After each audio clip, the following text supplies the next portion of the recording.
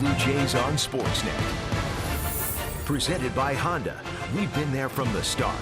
Honda, official vehicle of the Toronto Blue Jays. Proud fan since 1977. Welcome to Toronto. Roof at Rogers Center is wide open, standing next door to the CN Tower. A beautiful evening here in Toronto. 20 degrees. Aaron Sanchez is fired up to take the mound against the AL East rival Baltimore Orioles. Sanchez coming off a terrific start last time out at Seattle. Went 6 innings, allowed 1 run on 4 hits, had 5 strikeouts in that game. 13th time this season he's allowed 1 earned run or less. He is really throwing the ball well right now. Let's take a look at the lineup for Buck Showalter's Baltimore Orioles. They're 85-71. They're in 3rd place behind the Blue Jays, and Chris Davis has got good numbers against Aaron Sanchez. 6 for 14 with 3 home runs and 4 RBIs, and then down in the 6th spot. Jonathan Scope this season has hit well against the Blue Jays, but right now Scope is really scuffling, hitting just over 100 in the month of September. He's had a tough stretch swinging the bat here in September. 29th start of the season for Aaron Sanchez, and I think he has caught his breath. He had a couple of times where he was down for 10 days to rest that arm and catch his breath, and he has come back firing strikes. Over his last 15, he's held the opposition to 2 earned runs or fewer 11 times. He is undefeated in 4 starts versus Baltimore this season. His last 3 particularly good against the Orioles. He's 3-0 with a 142 earned run average. He had a start this year where he gave up 4 home runs to the Orioles and still won that game. Adam Jones will step in. You mentioned that 4 home run game. Jones hit a home run off Sanchez in that game. Here's the first pitch of the ball game. Cut on and missed, and we are underway.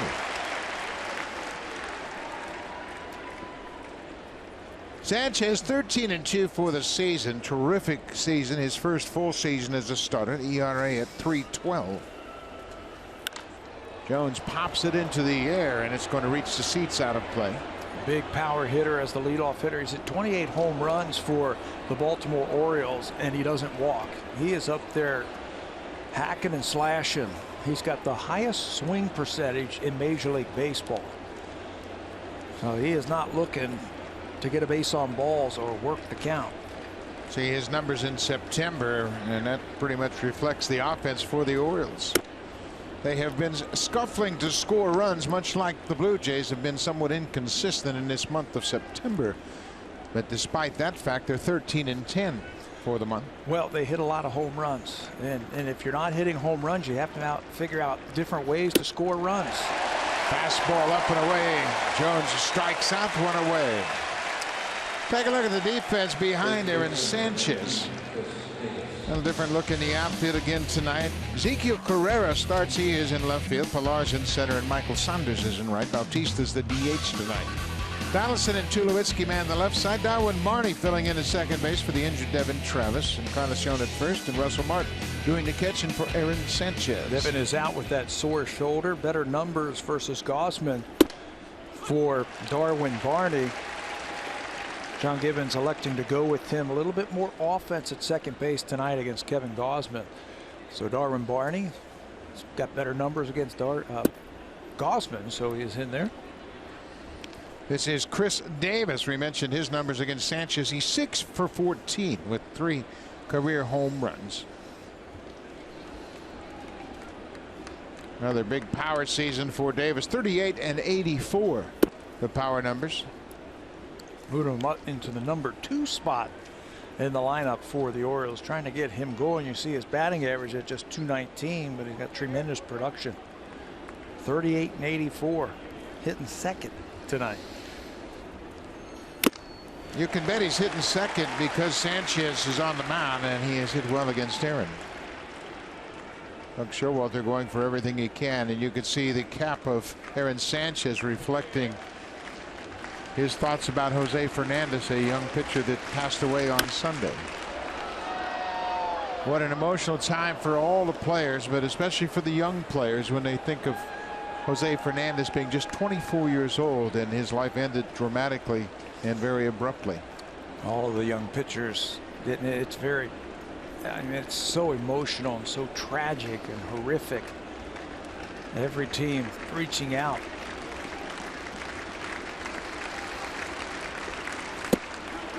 Strike 3 call. Russ Martin knew it before Davis realized that caught a lot of the outside corner. 2 up, 2 down.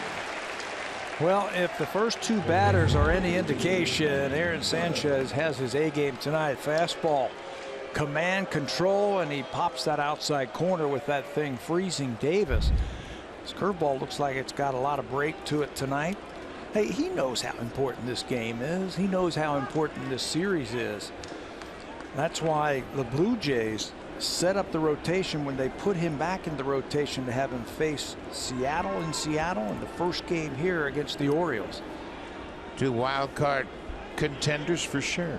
This is Manny Machado, the third baseman, and what a player Machado is. He has hit well against the Blue Jays once again this season. 300 for the season, 36 homers and 94 RBIs.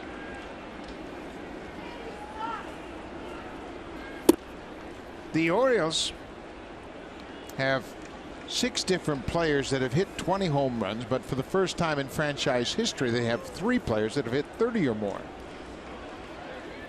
Think about all the great power hitting teams that the Orioles have had in the past in their history. This is the first one with 330.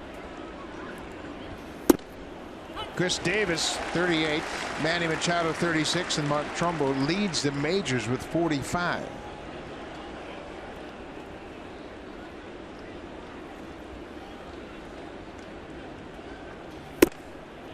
Baltimore has had 2 teammates reach 30 home runs in a season 8 different times, but this is the first time they've ever had 3 teammates surpass the 30 home run milestone in the same season.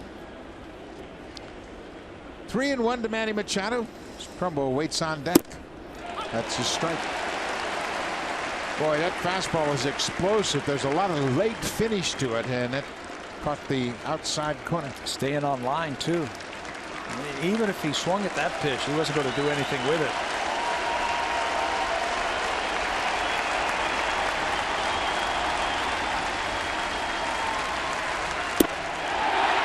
He went around. What a start for Aaron Sanchez. He sent a little message in the first inning. He strikes out the side. 3 up, 3 down.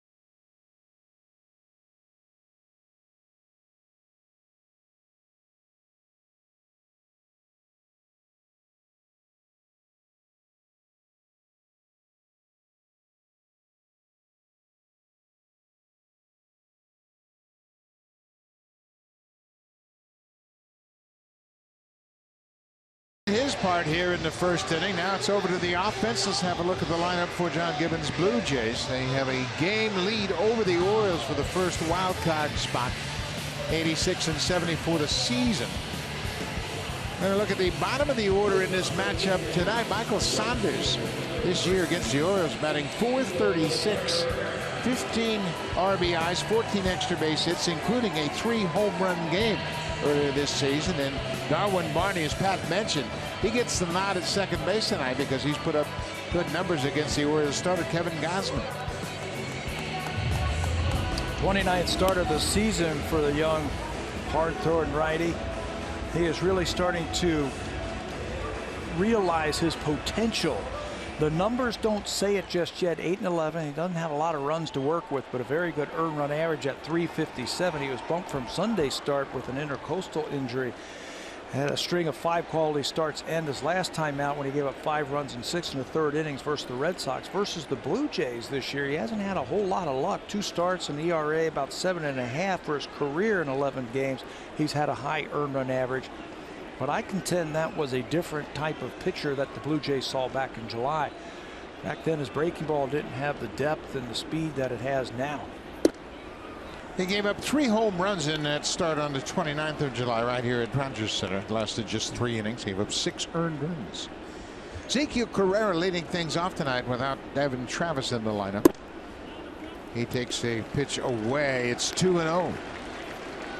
2 starts ago, Gausman was sensational against the Red Sox. 8 innings, 4 hits, no runs against that high-powered offense. He was saying my fastball was good and my splitter was even better.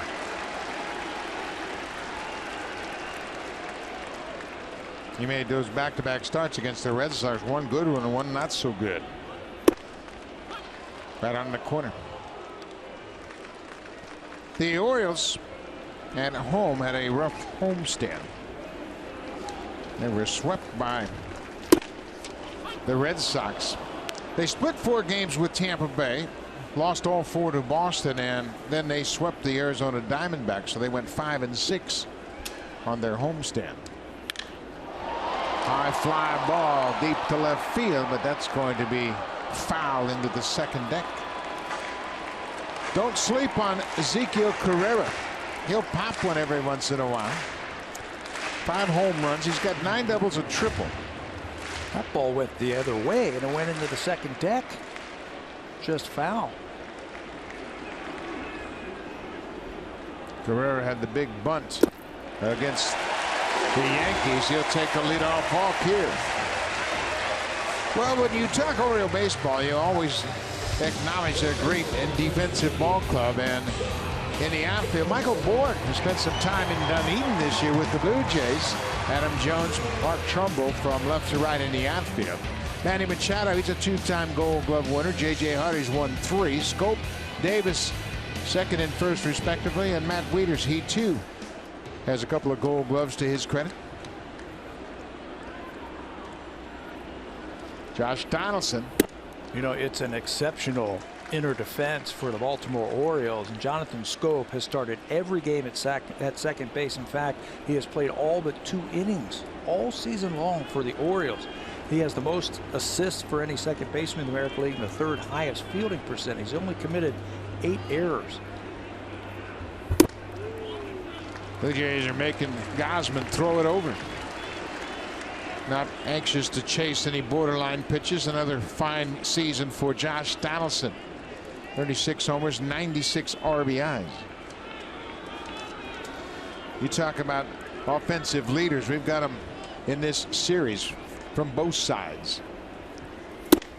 Well, whenever these 2 teams meet up, expect a lot of runs to score, expect a lot of home runs, expect a lot of fireworks offensively. Since 2015, these 2 teams average almost 11 runs a game. That's the second most over that stretch in baseball. Breaking ball cut on and missed. Colorado and Arizona, when they play, they average over 12 runs a game. Both of those ballparks, of course, are hitter havens. At the Blue Jays and Orioles, they can put up some crooked numbers.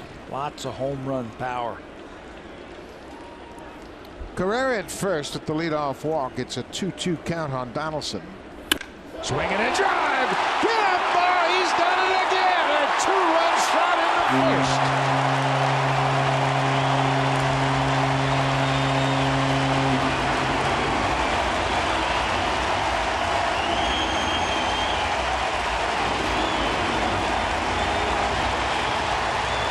Expect a lot of home runs when these 2 teams meet. You're just talking about all the runs that they score. Since 2005, when these 2 teams meet, they've hit 107 home runs, now 108 with that blast by Donaldson against each other. This season, they have now combined to hit 54 home runs. This is the 17th game they have played. And they have combined to hit 54 home runs. Donaldson with his 37th of the year.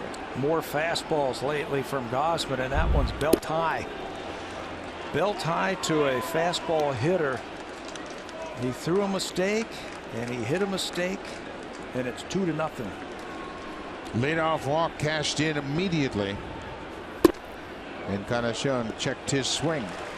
That's Barksdale down at first. Another look at this beautiful swing. He took the 2-0 fastball right down the middle and then checked his swing on the 2-1 breaking ball. Gausman was going to try and slip that fastball by him.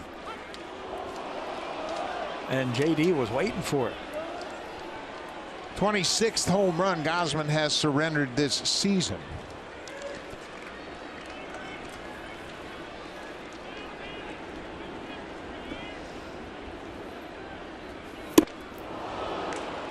Off-speed pitch, and Encarnacion strikes out.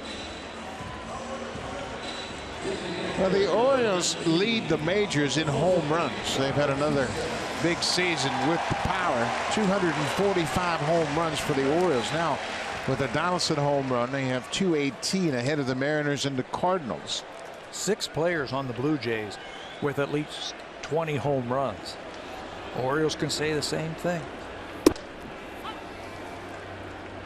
Bautista is just 1 for 10 against Gausman, but he has hit a homer. His only hit has left the yard. Jose has really picked it up here in the month of September. Big games, big time hits. There are the numbers to back that up over those last 6 games.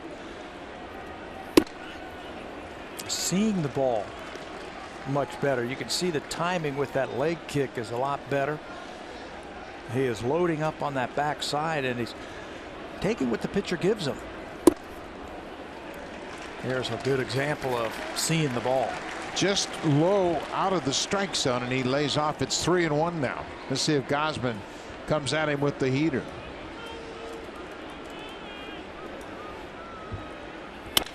He did, and Bautista was out in front. That might have been a splitter. It wasn't quite as hard as his fastball. Just 85 miles an hour.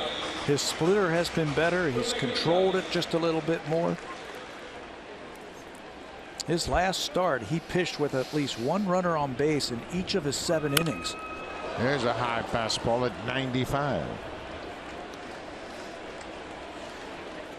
They mentioned Gausman was roughed up at the hands of the Blue Jays back in July. Lasted just 3 innings, surrendered 3 home runs in that game. There's a high fastball. 2 away. Let's check in with Jamie Campbell.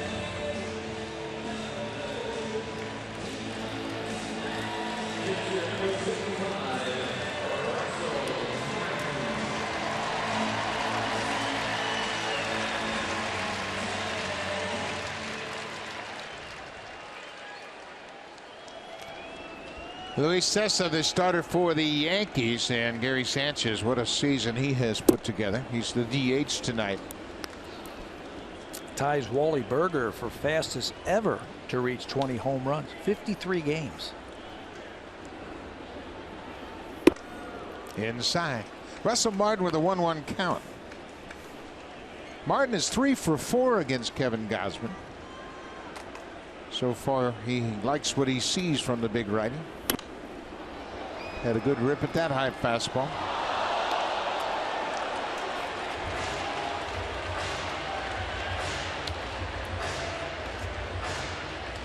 Josh Donaldson had a 2-run home run to start the ball game for the Blue Jays.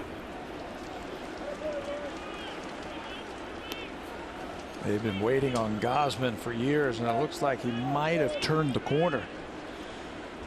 3 very good pitches, and when he's on, he can silence any team. Martin lifts a fly ball to left. Michael Bourne is there. The inning is over, but the Blue Jays jump on Kevin Gausman. He walked Carrera to start the game and then had to deal with Josh Donaldson. That's never a good thing. Donaldson's 37th home run has given the Blue Jays a 2-0 lead.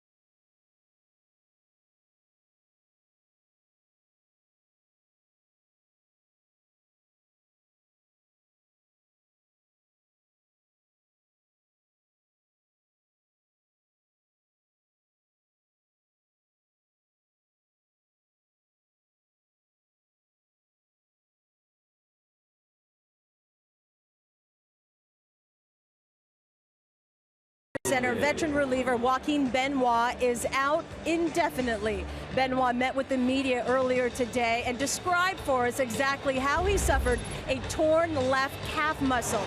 Benoit said that once the brawl against the Yankees broke out, he felt a pop in his left leg while running full tilt onto the field. When he got to the pile, he said he didn't make it worse. In fact, he was just trying to separate the guys, but felt a lot of pain afterwards and needed assistance to get back into the clubhouse.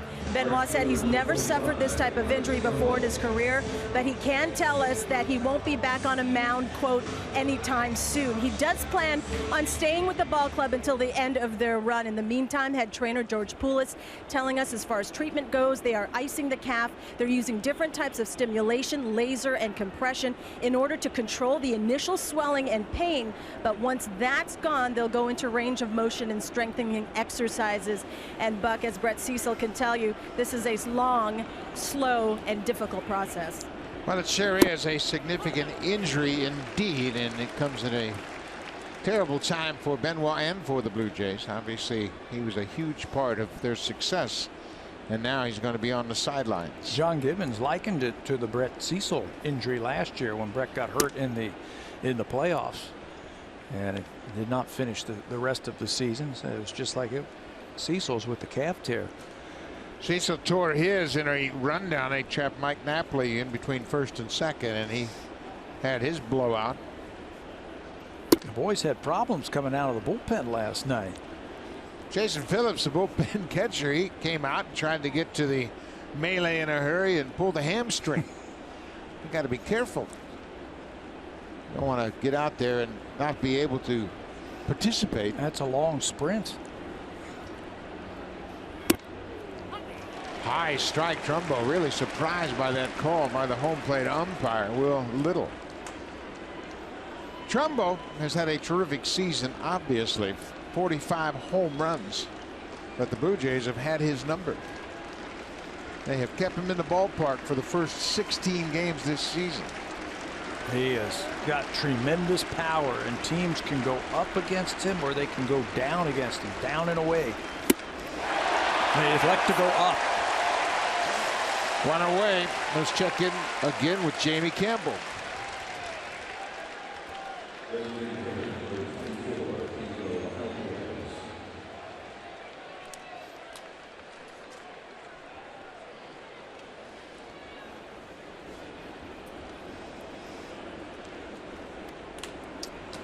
Yeah, there are a few recognizable names in the Indians lineup tonight, and that's really bad news because they're facing Justin Verlander. Wow. Of course, the Tigers, they've got a lot to play for, trying to get into the postseason themselves. At the start of play tonight, Detroit, 2 back of the Orioles for the second wild card spot. They are tied with the Mariners, who are in Houston. Aaron Sanchez, a fast start to this outing. He has struck out all 4 Orioles that have come to the plate tonight. If he gets that breaking ball over and combines it with a fastball and puts it in a good spot, you're going to have those high strikeout type of games. Alvarez did his best to lay off. Pedro Alvarez, 19 doubles, 22 home runs. He's one of the 6 Orioles that have hit 20 or more home runs. He's been a platoon player this year. He's chipped in with 22. Alvarez, a former National League batting champ while playing with the Pirates. We mentioned the 4-homer game Sanchez had against the Orioles back in June. Alvarez hit one of those 4 home runs.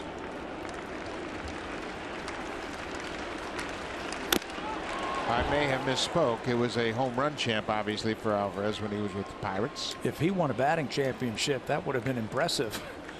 Outstanding power. Was with the Pirates, hit a couple of balls out of PNC Park in Pittsburgh.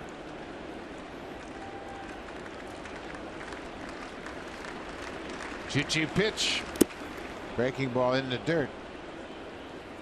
Showing some patience right here. 0-2 to 3-2.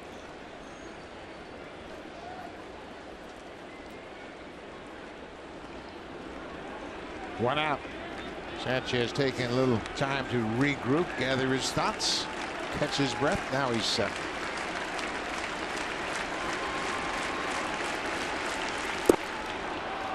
A changeup and walks Alvarez.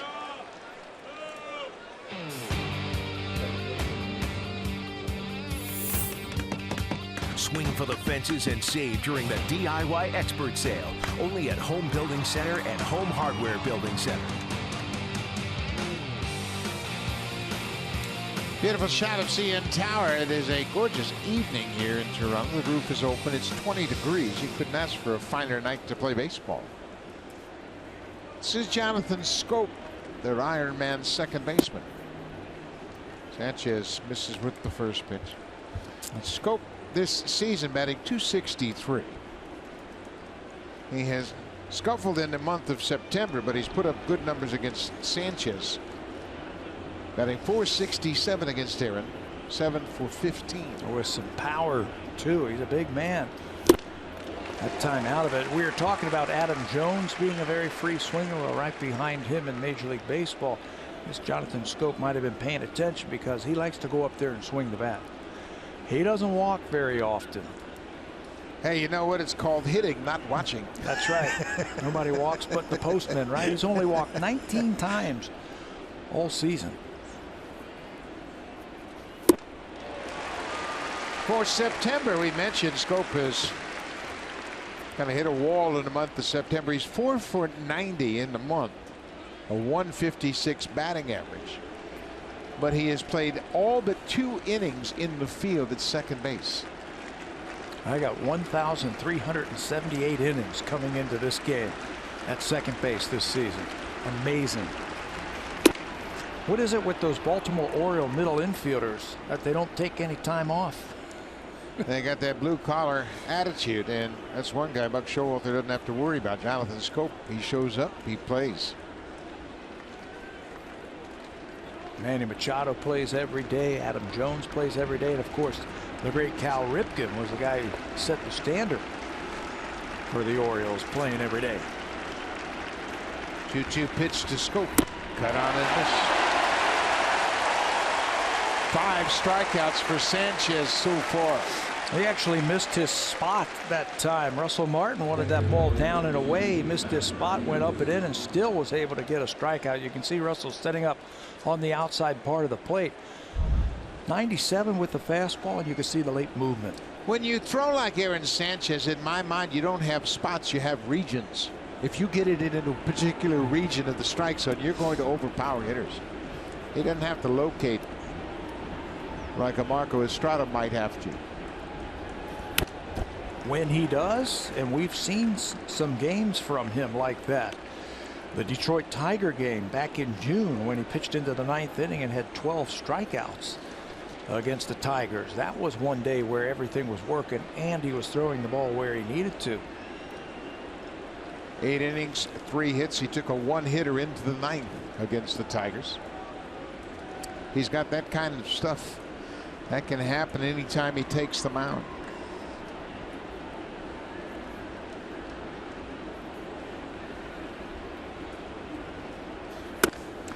You know, you and I talked with John Gibbons before the game today, and with the Benoit injury and the fact that the bullpen a little bit thin possibly for impact arms, we asked John, any thoughts of all now with Benoit's injury of putting Sanchez in the bullpen after this start? And he said absolutely not. Absolutely not. No, he said we might stretch our starters out just a little bit more and ask them to go just a little bit further, a bat or two, maybe an inning further. But he was pretty adamant that Aaron was not going to go to the bullpen to cover up in his 7th or 8th inning. 1-2. 2 outs to Matt Wieters, the Oriole pitcher. Curveball.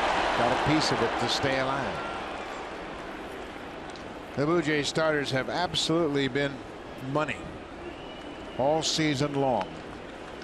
But now over the last 11 games, they've held opponents to 2 earned runs or less in each of the last 11 starts.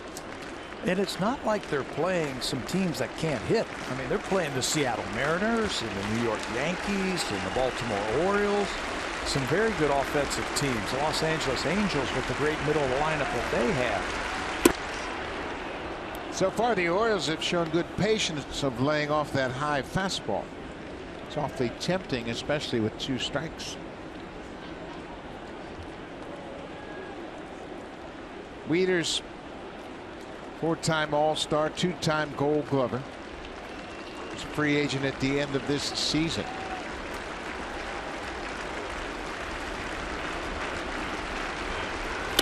Curveball, that's a base hit into right. Saunders over to cut it off. Alvarez goes first to third. Matt Wieters gets the first hit for the Orioles. A 2-out double, his 18th double of the season. Michael Saunders got over there fast enough to hold him to a single. That looked like it was going to be extra bases down the right field line, but Michael playing right field. Curveball. Stayed over the middle of the plate. He timed it up beautifully. And watch Saunders in right field get over there quickly to cut that ball off. As soon as he catches it, Wieters has to put on the brakes. Good play. I gave him too much credit. He's a catcher. You're always looking out for those catchers. So Alvarez is at third. Wieters at first. This is Michael Bourne. We mentioned Bourne. Spent some time in Dunedin. He was in Dunedin for 3 weeks and actually played 9 games in the Blue Jays Florida State League team. That was at the end of April into early May. And then he moved on. Yeah, a lot of people thought that they were going to see Michael Bourne here in Toronto, but he had other chances with other organizations. And now here he is with Baltimore. Sanchez ahead 0-2. Blue Jays have a 2-0 lead.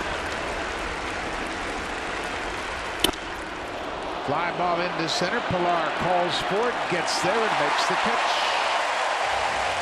The Orioles get a walk and a single, but they strand a pair. Sanchez and the Blue Jays have a 2-0 lead as they set the bat in the bottom of the second.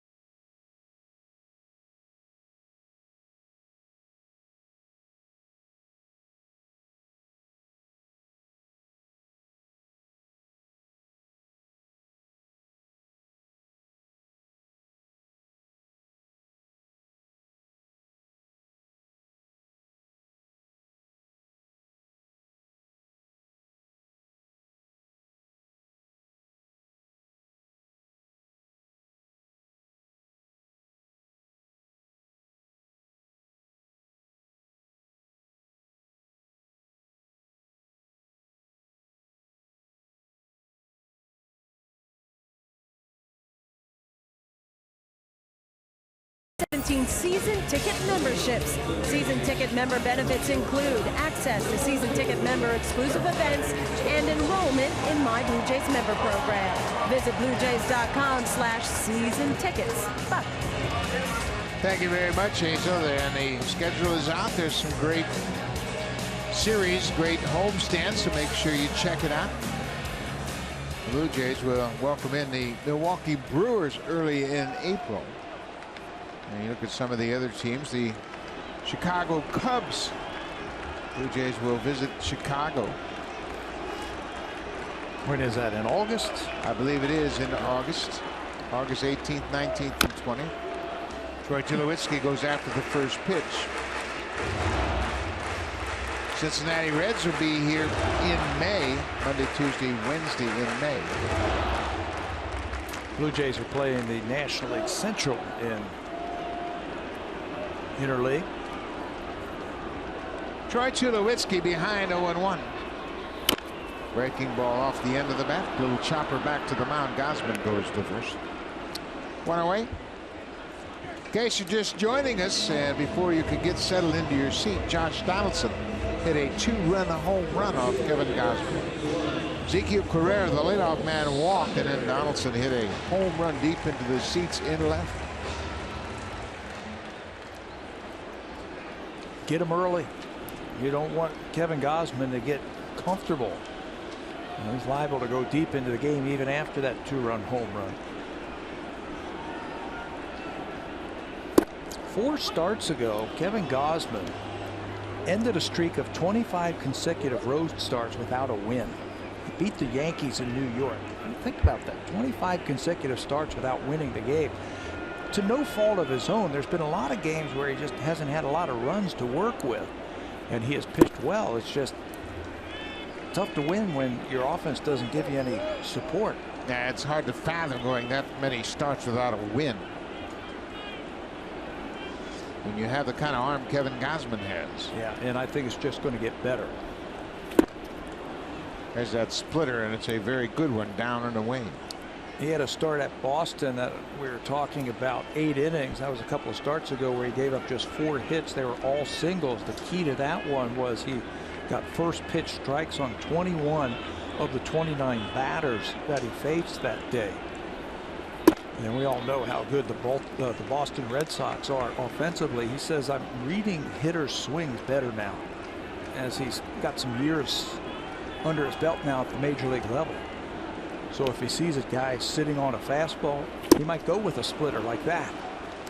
Good splitter there. Saunders strikes out. 3rd strikeout of the ball game for Kevin Gausman. 2 away here in the 2nd. It works as a changeup, but it's got some movement on it, and it goes down. And when he keeps it down, tough to pick up, tough to hit it. It's like a changeup, and it messes up the timing of Michael Saunders there. Kevin Pillar bats with 2 outs. Well, Gausman's got a good fastball.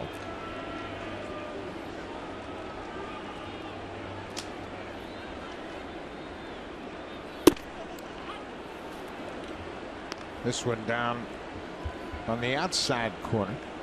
Kevin had a single, had an infield single in the 6th inning.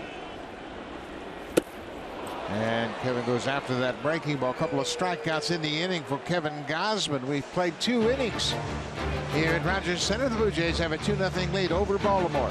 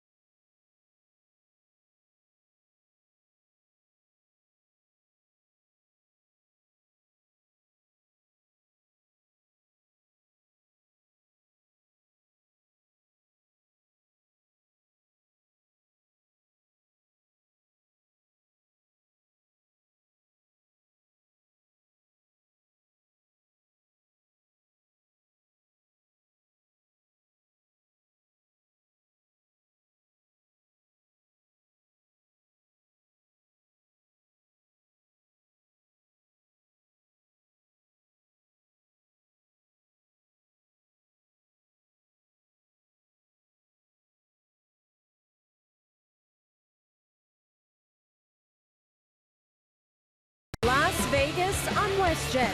daily nonstop flights and great vacation deals. Book your Vegas getaway today at westjet.com/Vegas or call your travel agent.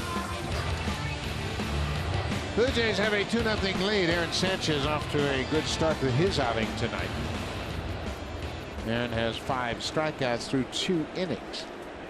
And he comes into this game with the 3rd best earned run average in the American League. How about that? Masahiro Tanaka, #1 at 307. Then Rick Porcello, who's, for my vote, the Cy Young Award winner this year. He's been good from start to finish. And there's Aaron Sanchez.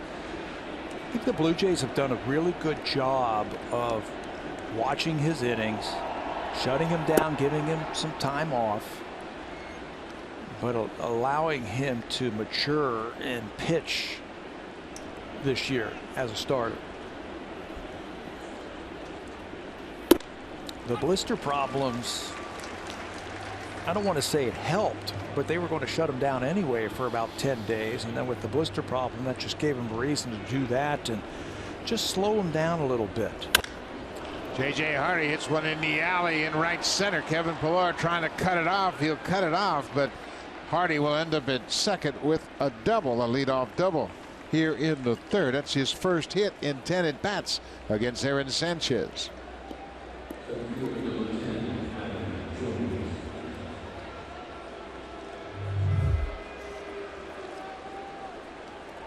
J.J. Hardy's been doing this a long time.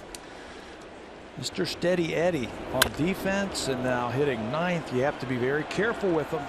He's got some extra base pop in that bat. Leads off the 3rd inning with a double. We mentioned in the early part of this ball game, these two teams have averaged almost 11 runs a game since the start of the 2015 season. So don't think this game's going to end up 2-0. Adam Jones takes the first pitch strike. He struck out on a high fastball in his first at bat. In fact, Aaron Sanchez struck out the side in the first. Struck out the first 4 he faced here tonight. Got 2 more in the 2nd.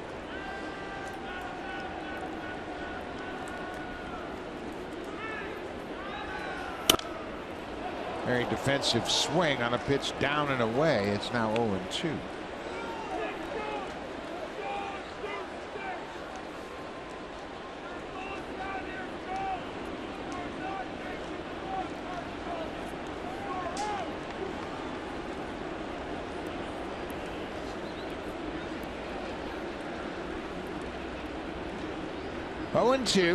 Hardy at second with the leadoff double, his 28th double of this season.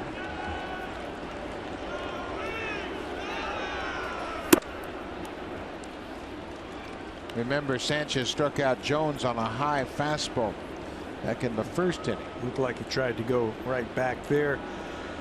Both of these teams, they don't run a lot. They don't bunt a lot, so you just have to bear down on that guy at the plate. J.J. Hardy not really a threat to run at second base. Adam Jones not really a threat to push a bunt or sacrifice him over. This team, they sit back and they wail. This is the 17th time they've played against one another. So there are no secrets. Russell Martin trying to decoy the Orioles when he taps the ground as if he wants a curveball down, and then he'll call for the fastball. Foul tip held onto by Russell Martin, so Jones strikes out for a 2nd time. Same pitch, a high fastball. There it is, high fastball with some late movement. Tough to square that one up. Look at the movement, and Russell catches it right in the webbing. You've got to have strong hands to be able to have your glove bent back that far and then still hold on to that baseball. Now Chris Davis, he was called out on strikes in his only at bat.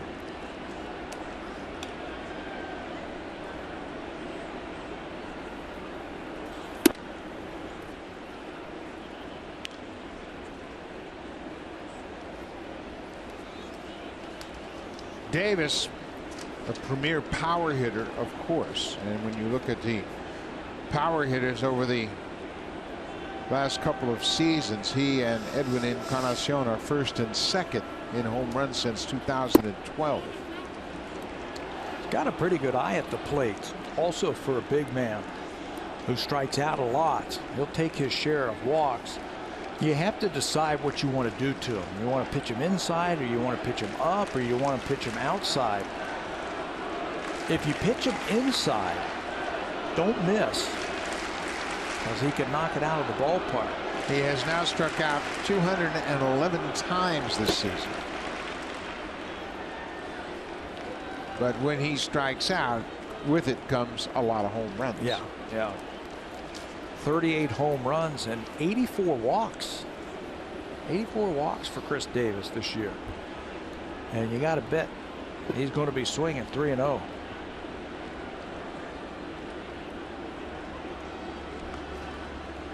One out. Hardy at second after the leadoff double. Fastball up and away. He takes ball 4. Super Slow-Mo Cam. Brought to you by Rogers 4K TV. Get closer to the action with 4 times the resolution of HD alone.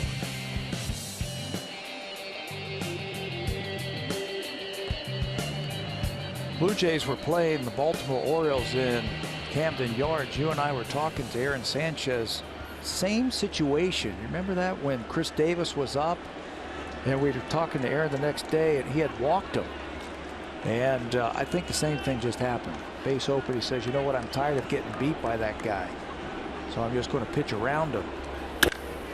Machado lines out to the shortstop. What a play by Tulowitzki.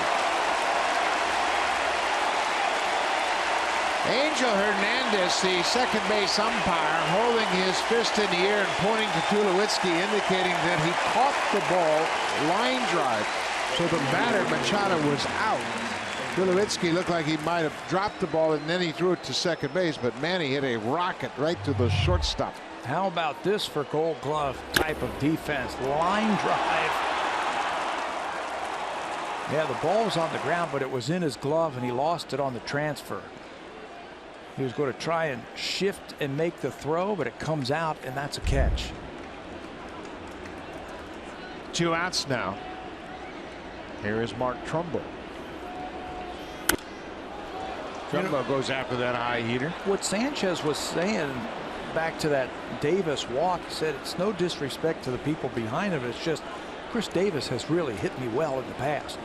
3 home runs. And he says, I'm tired of that big guy hitting it out any part of the park. I could go away, I could go in, and he's hit it hard. I'll take my chances with the guys behind him.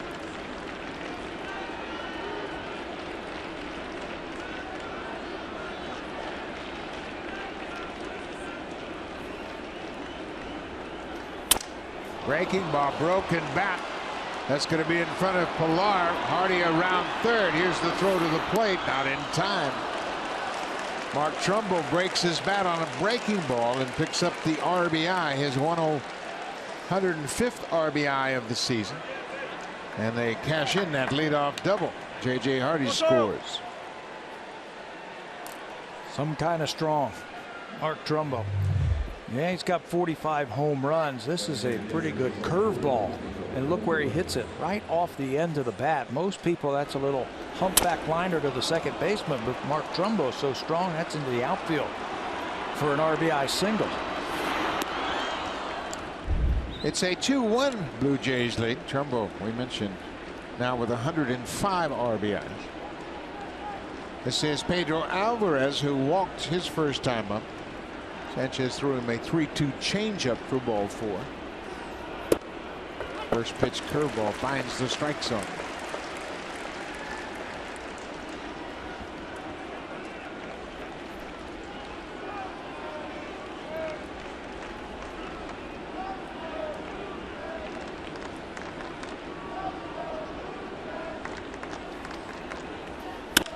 Another curveball. This is a looper into left. Carrera is there. The inning is over. The Orioles score a run on 2 hits. They get a walk and leave a pair. The Blue Jays have a 2-1 lead.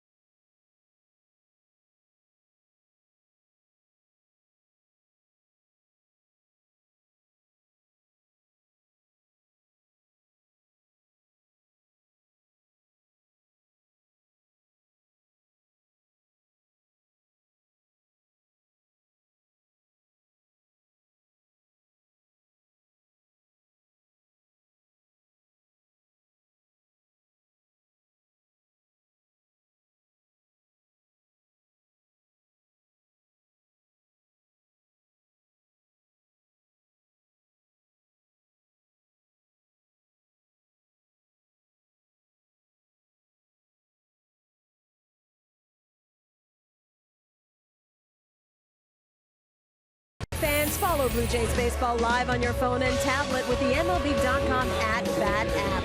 Customize At Bat to feature your Blue Jays and stay up to the moment at any moment with scores, news, live game video highlights, and much more. Download MLB.com At Bat, the #1 app for live baseball. Thank you, Hazel. Another good crowd on hand here. This Tuesday night crowd, the final series of the season here at home at Rogers Center. Blue Jays will go to Boston for a 3-game series to wrap up the regular season. Boston in New York trailing 2-0, bottom of the 3rd.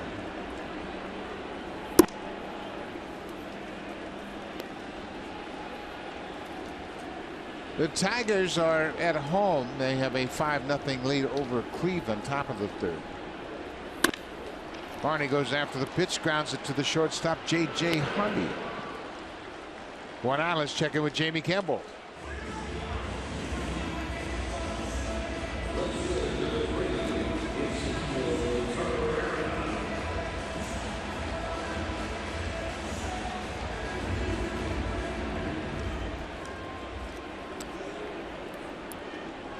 Thank you, Jamie. Of course, that has implications for both of these teams, the Blue Jays and the Orioles. The Tigers are 2 back of the Orioles for the 2nd wild card berth in the American League. Seattle also 2 games back, tied with the Tigers. Seattle will play in Houston later on. They're just getting ready to start that game. Houston's right there too, aren't they? 3.5 games out of it. No, they're 2 back of the 2nd spot. Oh, Houston, I'm sorry. You said Houston. Yep, they're 3.5 back. Just 3.5. Yeah. I mean, Houston's in it too. Can't write them off. You get hot this time of the year, anything can happen, that's for sure.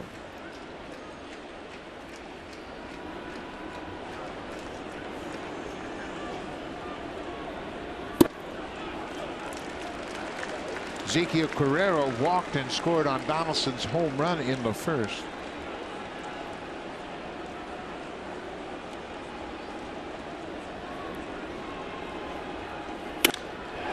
Fly ball deep to left. Bourne looking up. This ball is gone. Carrera hits his 6th home run of the season to the opposite field. He has come up with some big hits and big plays for the Blue Jays this year. John Gibbons inserts him in the leadoff spot, puts him in the lineup with Devin Travis out. He walks and scores his first time up. Hit a ball to left field his first time up. Had plenty of distance, but it was foul. This time he's going to keep it fair. That ball shot out there like it was a right-handed hitter pulling the ball. That's his 3rd career home run against the Orioles. His 2nd this season.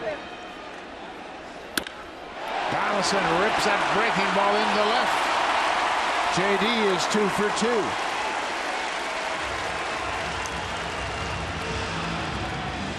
Zeke Carrera is the guy who usually has to pair it out for Edwin Encarnacion. Well, Double E might want to get it out here for Carrera. He sends that ball out of here. Opposite field for his 6th home run. I like how the Blue Jays come right back and get that run. Right back they gave up last inning. Marco Estrada hanging out with the bullpen pitchers. Change his perspective. There's Devin Travis on the bench tonight. He did not make the starting lineup. He's got that sore left shoulder. And kind of shown inside. There's Travis, and he apparently aggravated his left shoulder during the melee yesterday against the Yankees and continued to play, and then took an awkward swing, and you could see he was reacting to that shoulder, and that's the shoulder that was surgically repaired. And that goes all the way down the left side into the bleachers.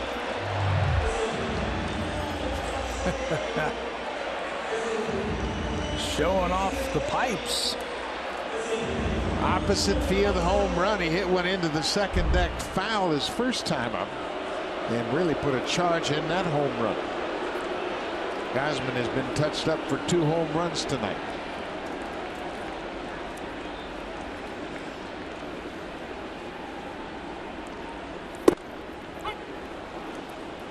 There's another fastball for a strike, and Gausman has used more fastballs in the second half of the season. And his record's been better. His ERA has been better, so you can't forget about that. He throws it too hard. If you're looking for his off-speed pitches, he can burn that fastball right by you. Missed with that fastball at 96. Carrera, he's had a knack for getting big hits. You remember he had that bunt base hit that set up the win on Saturday. Actually, that was on Sunday's game. Like I said, he has come up with some big hits for the Blue Jays, and when Jose Bautista was down, it was Zeke who sparked the Blue Jays a lot out of that leadoff spot. John Gibbons, whenever he has a chance to talk about Carrera, that's what he says. He's given us a spark in the past. Gausman throws a breaking ball on the 3-2 pitch and strikes out Encarnacion for a second time. Edwin is now 1 for 15 against Gausman. Well, that's what you call pitching backwards. He threw him fastball after fastball after fastball and got to 3-2 and then drops a hook on him. And you could see Edwin looked like he was looking for the fastball. Jose Bautista struck out his first timer. There's another first pitch fastball. Bautista has a streak of 33 consecutive games reaching base. Second longest active streak in the big leagues. Look out. That was a liner into the seats.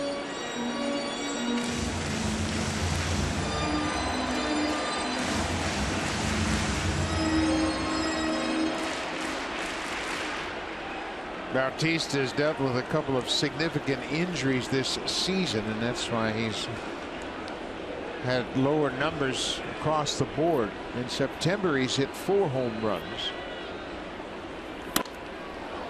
Gets a piece of that high fastball. Normally players are at 600 at bats or so this time of the year. Jose just passed 400 the other day because of those injuries. Still produces 21 home runs and 67 driven in. He's generally about 150 at bats behind the team leaders. Inside. 1-2 to Bautista, 2 outs. The Blue Jays have a 3-1 lead. All 3 of their runs coming on home runs. Donaldson hit a 2-run home run in the first. Carrera a solo shot here in the third.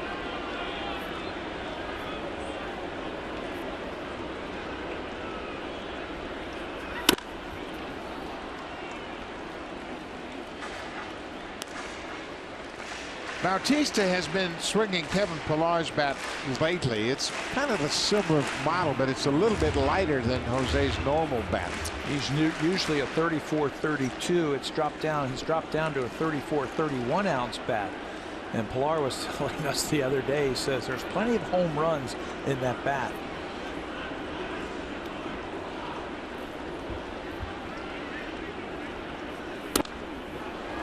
Pillar with 7 home runs, kind of laughing at himself, says, man, I left a lot of homers in that bat, so if Jose can bring them out, that's all the better for us. But Bautista doesn't make a big deal out of it. He said it just feels comfortable. Different times guys will try different bats.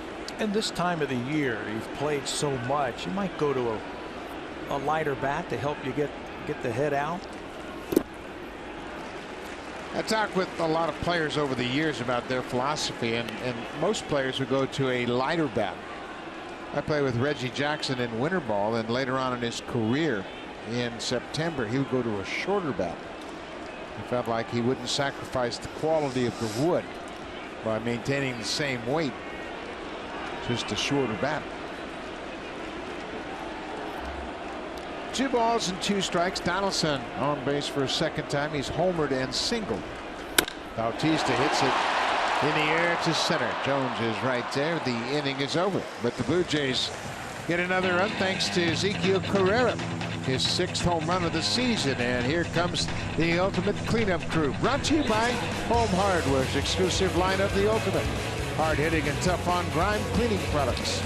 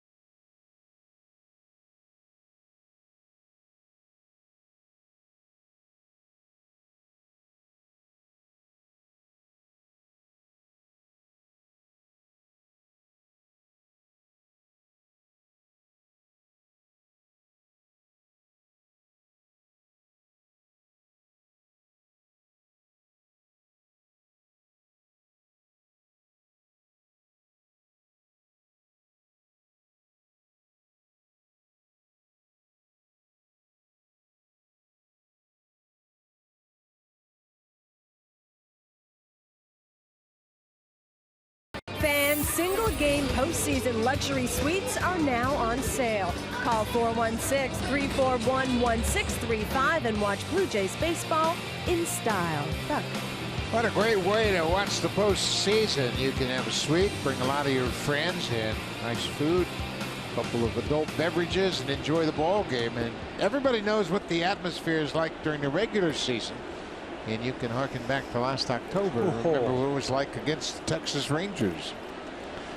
Pretty special here at Rogers Center.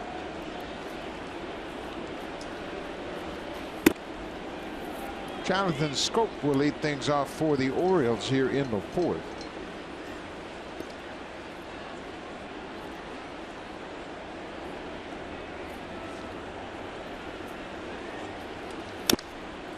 Well, there's a good fastball. A lot of movement on that down.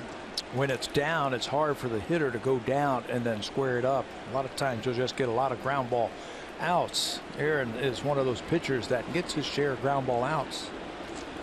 We all know about Marcus Stroman being able to get ground ball outs. Aaron's in the top 10 in the American League too.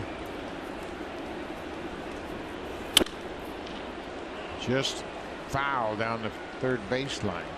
That looked like a changeup that Schoop was able to get to, but he was out in front just a tad. Aaron leads the American League in win percentage. We mentioned how he stands in the ERA department. He's 3rd in earned run average, 1st in win percentage. Schoop strikes out. 2nd time he's gone down. 7 strikeouts for Sanchez. Aerial coverage is provided by Goodyear, leading the way with tires that deliver superior performance in clutch situations. Goodyear, more driven. And a beautiful view of Rogers Center. The roof is open on a gorgeous evening here. Final home series of the season. Matt Wieters had a single to right field his first time up. You know, you were talking about Aaron having a great winning percentage. He has a chance to have the best winning percentage in Blue Jays history in a single season. We all know about Juan Guzman, what he did in 1993, 14-3. Jack Morris was 21-6 in 1992. Aaron Sanchez has the best winning percentage right now. He's 13-2. Ahead of Rick Porcello, who's 22-4. Jay Happ is 3rd at 20-4. If that stays like that, or if they win their final starts, Sanchez and Happ, they will have the best winning percentage by a pitcher in Blue Jay history in a single season. They'd be 1-2. Jay is 20-4. Ground ball. Donaldson makes a nice grab across the diamond in plenty of time. Josh Donaldson has got terrific range, and he's been flashing a new glove over at third base for the last 5 games. He's got his old third base glove where the lacing on the fingers are all together, and it's been a little bit bigger. Took his time. Well, he's got a home run, he's got a single, and now he's got a beautiful play at third base. Doing it all tonight. Still sporting those high socks. Off the end of the bat, past Donaldson. Tulowitzki won't have a play on Michael Bourne. An infield hit. Once it got past Donaldson, no chance for Tulowitzki. So he does the right thing. Doesn't even make an attempt over there. The only guy who had a shot was that guy right there. He is playing in, and look at the range just out of his reach.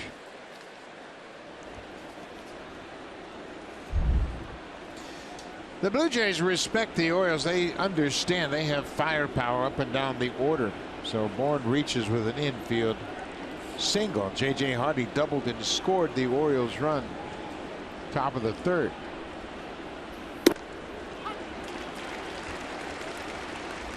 It's tough to have easy innings against either of these offenses. Tough to go 1, 2, 3 in just 6, 7, 8 pitches. They make you work. They're talented.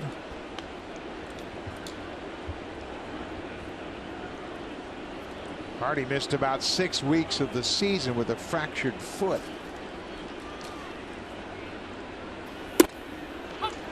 There's strike 2.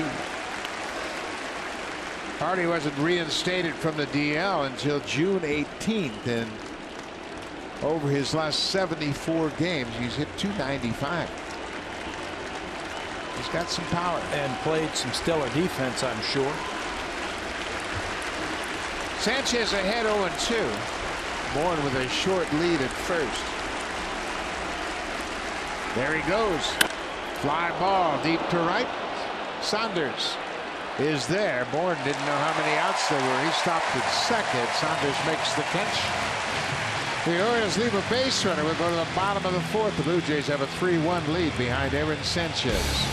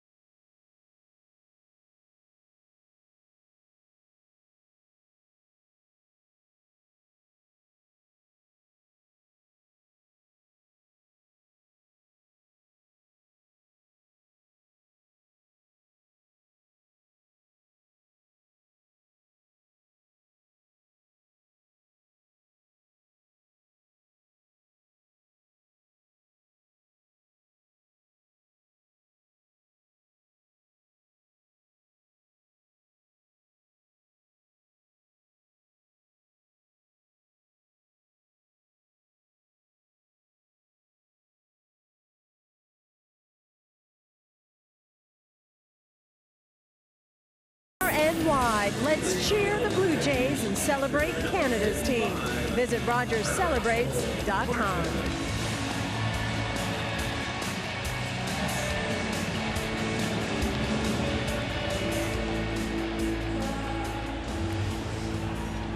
Donaldson and Carrera talking home runs. Carrera's saying, yeah, you hit a home run, but I went opposite field with mine. Absolutely, yeah. You can't go opposite field like me. Yeah, let me see you do that. For Carrera, home run number 6. For Donaldson, home run number 37. Little different number.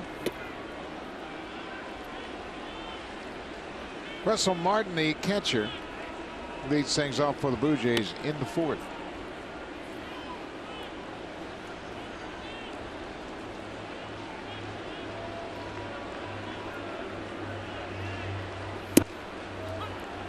Gausman continues to use his fastball early in the at-bats, and then when he gets to 2 strikes, he'll go splitter or slider. Tell you, I'd be looking for that fastball early in the count against him. He wants to jump ahead of you by using it.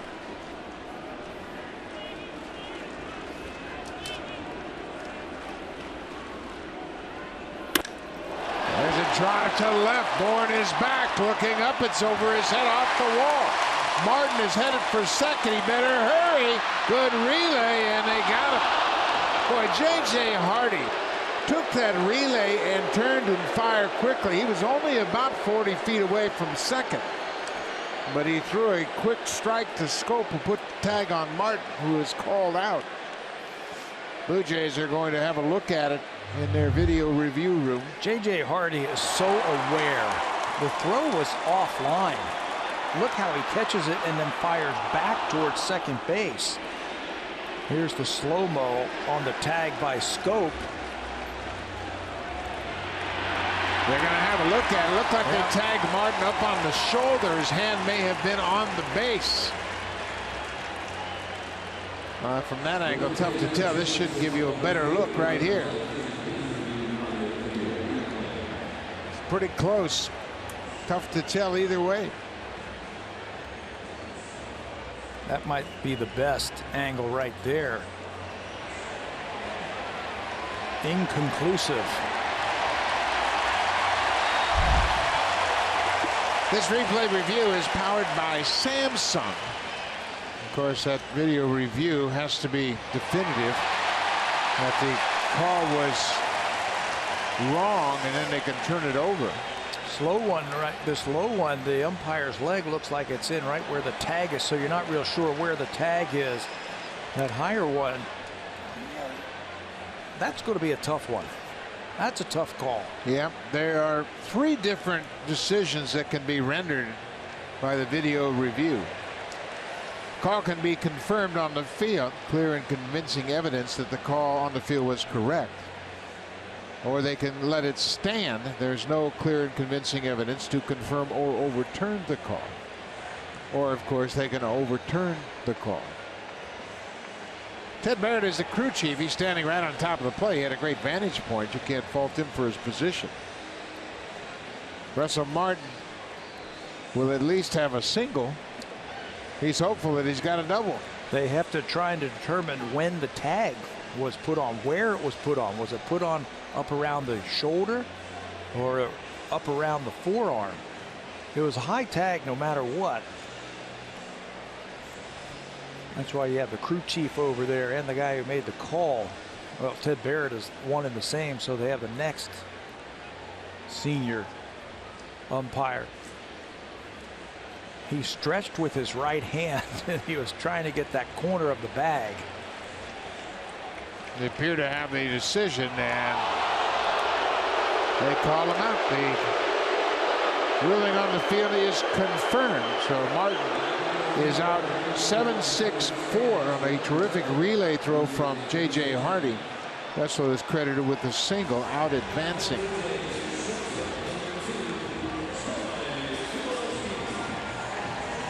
Well, Troy Tulowitzki, who tapped out to the mound his first time up, he'll bat with 1 out.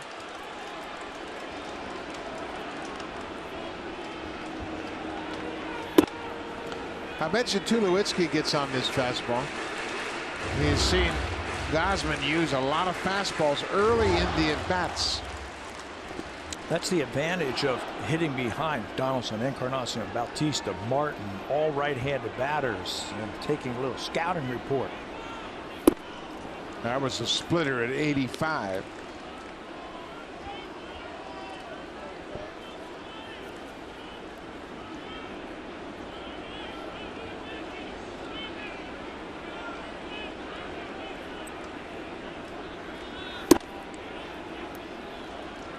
Two balls and a strike. That's so tough. 96 to 85 miles an hour. a big separation, 10, 11 miles per hour on the fastball, and then his off-speed pitch. Came back with a fastball there. Tulowitzki came into this game with a batting average of .253 for the month of September, but I think you and I would agree he's swung about much better than a .253 average. Much better. He deserves about, I don't know, maybe 15 bloops. Bounced over the pitcher's mound. Scope near the bag at second. 2 away. I mean, they all even out. At least that's what they say. So if that's true, then Troy Tulowitzki is owed a bunch of bloop base hits because he hit the ball hard. Now, when you played, did you ever think they all evened out? At the end of the season, you go, well, I was neutral. Absolutely not. That's what I thought. Oh, yeah. Oh, they all even out. That's why I say they say it all evens out. But it doesn't. We know that. Didn't you hate when you came back to the dugout after you've lined out for the 3rd time and everybody said, hey, Pat, you're really swinging the bat well tonight? Yeah, you really hit that one hard. Oh, I know that. Now I want some hits. I don't care how I hit it. Michael Saunders struck out against Gausman in the 2nd.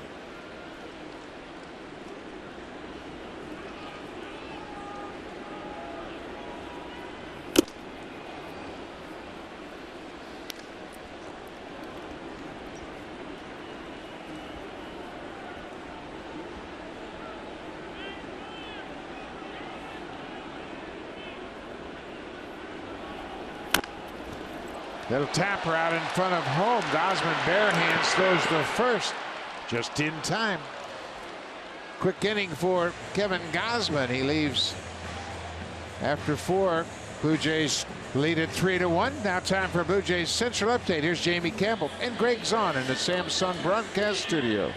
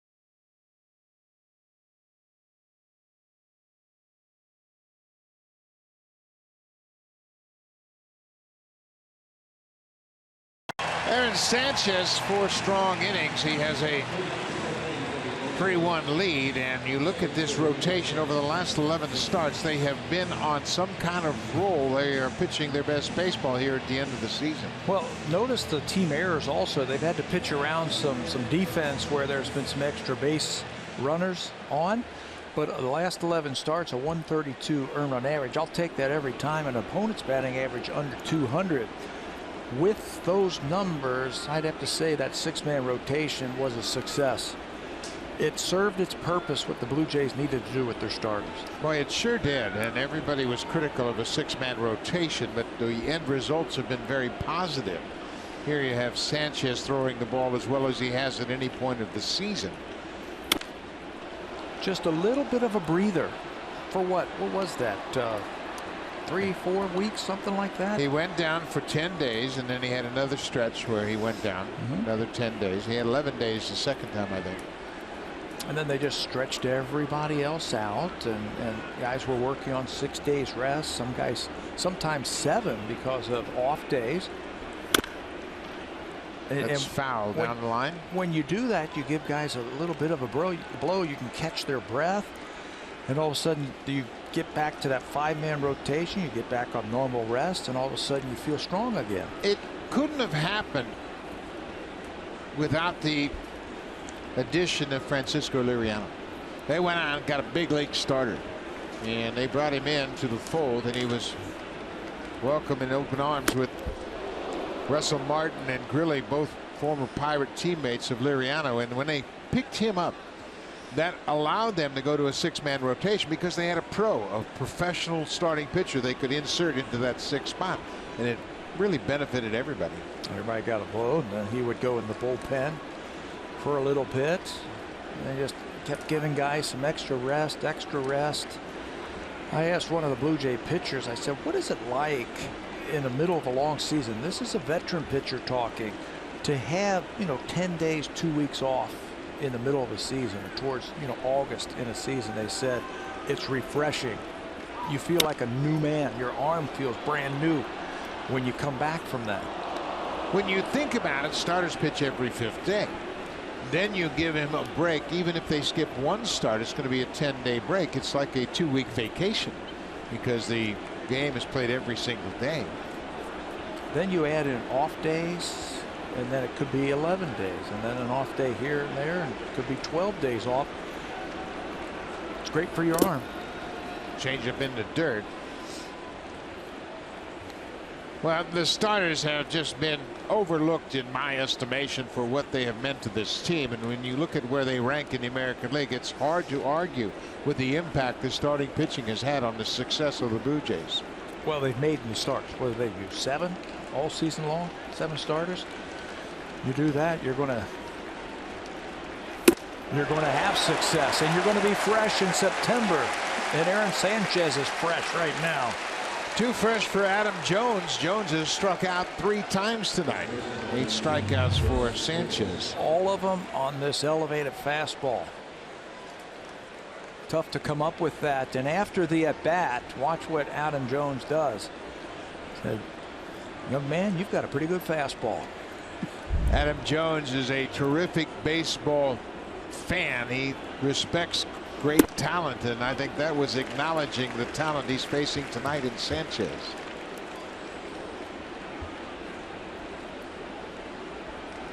Chris Davis has struck out and walked. You know what I've been impressed with, and it was big news when Aaron came to spring training, was how he had worked out in the offseason. He put muscle on. He worked hard to get ready for this opportunity. And I think you see it in his delivery. He is so balanced through his delivery that has allowed him to make the starts. He never really seems like he's overthrowing, yet can generate a fastball that'll touch 98 miles an hour. He pitched well last year, right? Wouldn't you agree? Yep. He told us in spring training there were times last year where he was balanced over the mound, getting ready to throw a pitch, and he didn't have the strength to consistently put his arm in the right angle to throw the baseball. He had no idea where the ball was going because he didn't have the strength in the lower half and the upper half that he has now. He says, now I can balance over that mound and I can feel strong, and I know exactly what my body is going to be doing when I let go of that pitch.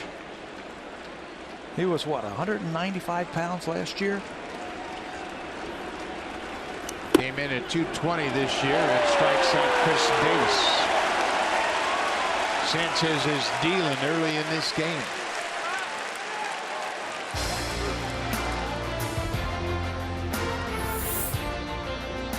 A lot has changed in 40 years, but one thing hasn't. Honda, proud fan since 1977, official vehicle of the Toronto Blue Jays.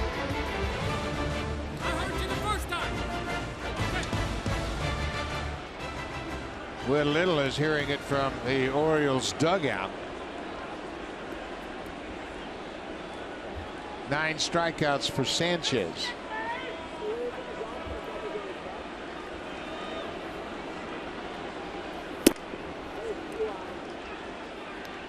I think it's reflective of the talent in this AL East division as we speak. 3 of the 5 teams in the East would make the playoffs. Competition is tough. That brings out the best in everybody. Players, managers, coaches, everybody. Wayne Kirby, the first base coach for the Baltimore Orioles, was talking about that before the game today, saying, hey, this is the American League East. There are no gimmies. Every night it's a heavyweight fight. He has a way of framing things, doesn't he? Ground ball. Nice hop for Barney at second. Manny Machado's retired. 3 up, 3 down, top of the 5th. The Blue Jays have a 3-1 lead. Aaron Sanchez looking for his 14th win of the season. He has struck out 9, and he's got everything working.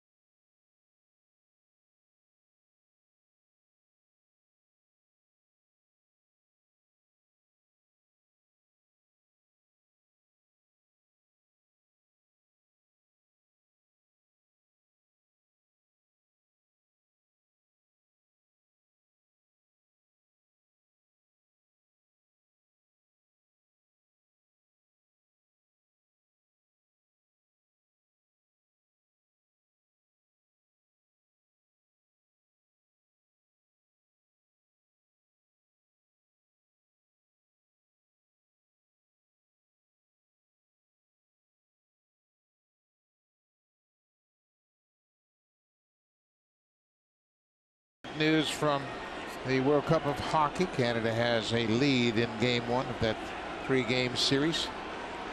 Best of 3.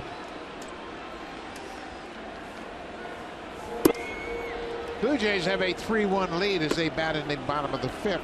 It'll be Pilar, Barney, and then back to the top of the order.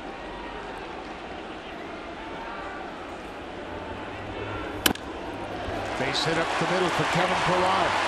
Looked like he was looking breaking ball, got it, and gets the leadoff single. Kevin Pilar leads the Blue Jays with batting average at home coming into this game, batting .304 here in Rogers Center. Nice approach.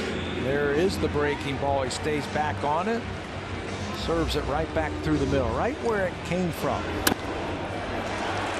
Over second base, and now leadoff runner on. The Orioles are anticipating a sacrifice here. Manny Machado, the third baseman, is in guarding against the bunt.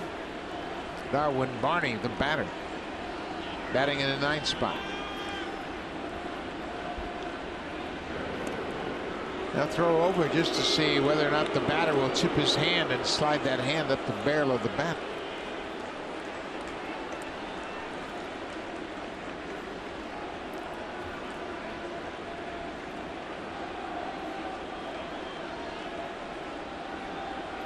Barney squares and bunts it up the first base side. Gosman will flip to Davis.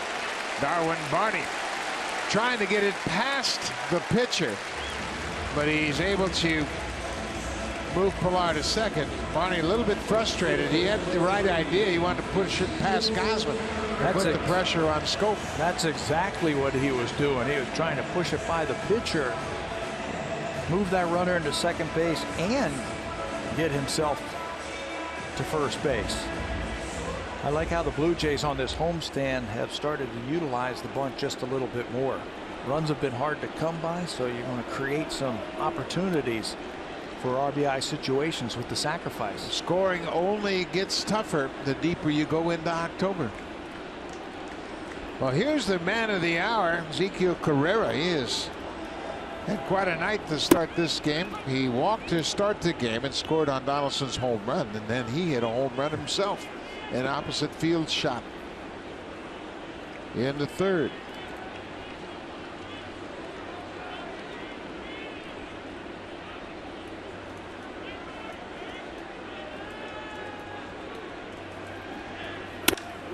Now he's got another hit.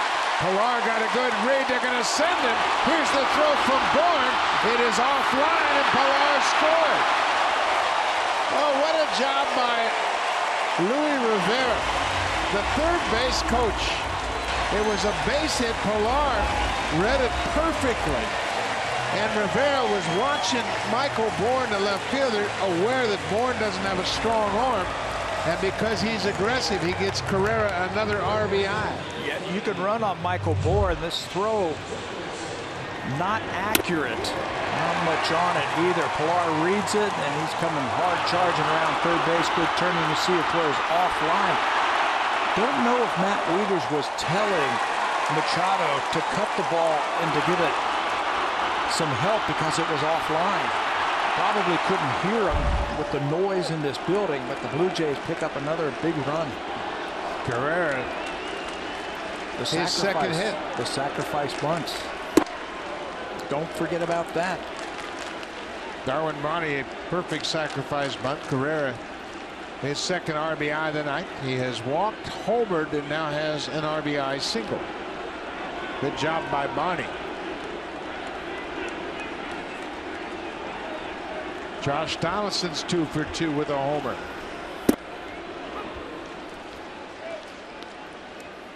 Several of the Blue Jay players have talked about the timing of this recent hot stretch. They went into Seattle, won 2 of 3, took 3 of 4 from the Yankees, and everybody thinking back to last season said we may have peaked a little early last year. Yes, I heard that a couple of times today, and they're very confident the way they're feeling right now. Josh almost walked right into that one. That one got away from him.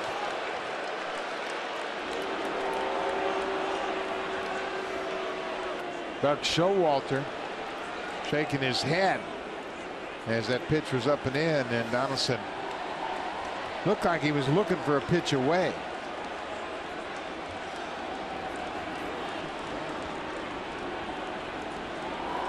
Of course, it was Donaldson getting hit by a pitch in the first inning in last night's game that sparked all of the tension between the Yankees and the Blue Jays.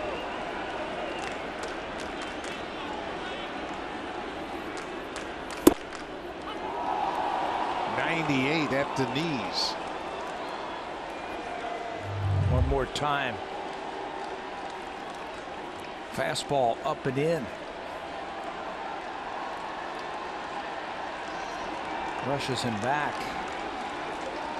And then they go down and away with a fastball.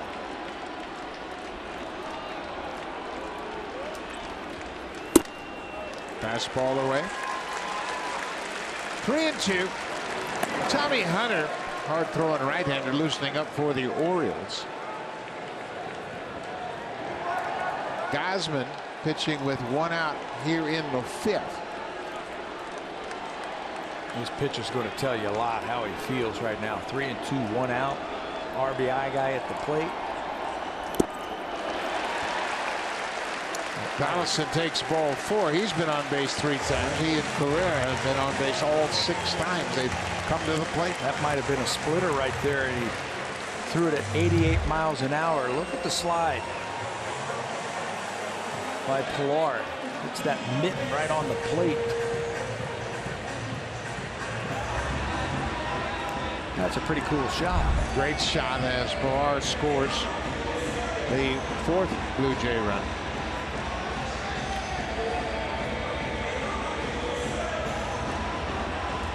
Dave Wallace, the longtime pitching coach, a couple of words for Kevin Gausman. Blue Jays lead it 4-1. They've out-hit the Orioles 6-4. A couple of home runs for the Blue Jays. Josh Donaldson, a 2-run shot.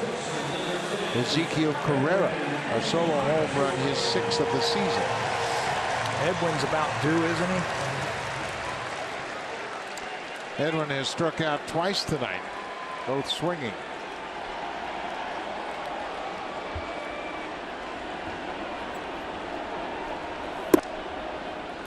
First pitch splitter off the plate inside. He's had one hit in his career versus Gausman, and it was a home run. That was in July when the Blue Jays hit 3 home runs off of Kevin Gausman in the first inning. Edwin was one of them.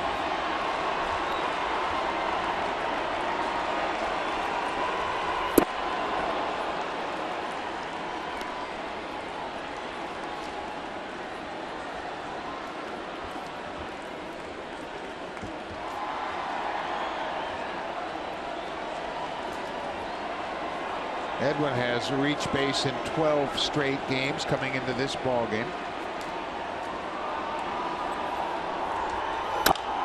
Ground ball. Machado goes to second and throws it into right. Carrera's going to come in to score. Donaldson will go to third. Machado makes his 13th error of the season. They were going to get one for sure, but it was a wide throw at second. Scope had to go right past him into right. It's a team, the Baltimore Orioles, who came into this game having committed just 76 errors all season long. They weren't going to get more than one. They came in 4th in the American League in the fewest errors.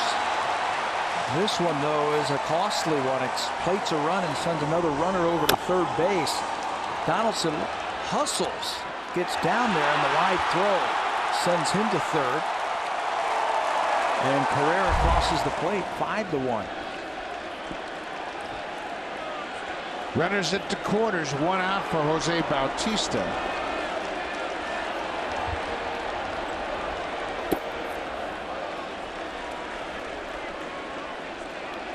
Bautista has struck out and lined out.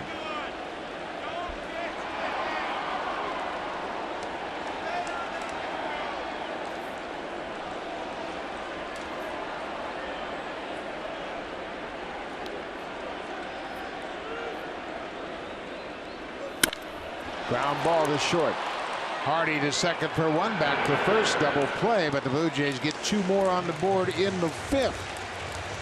Ezekiel Carrera with an RBI single. Second run scores on Machado's error. 5-1 Blue Jays after 5.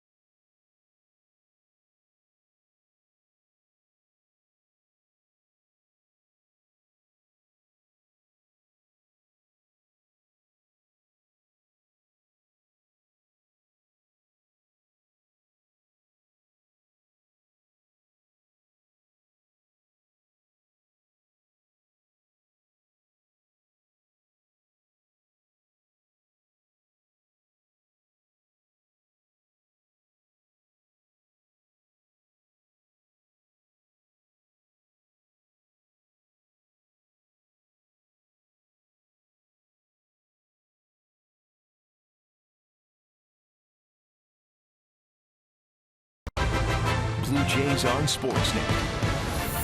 Presented by the all-new 2017 Ridgeline. A lot of things have changed, but one thing hasn't. Honda, official vehicle of the Toronto Blue Jays. Proud fan since 1977.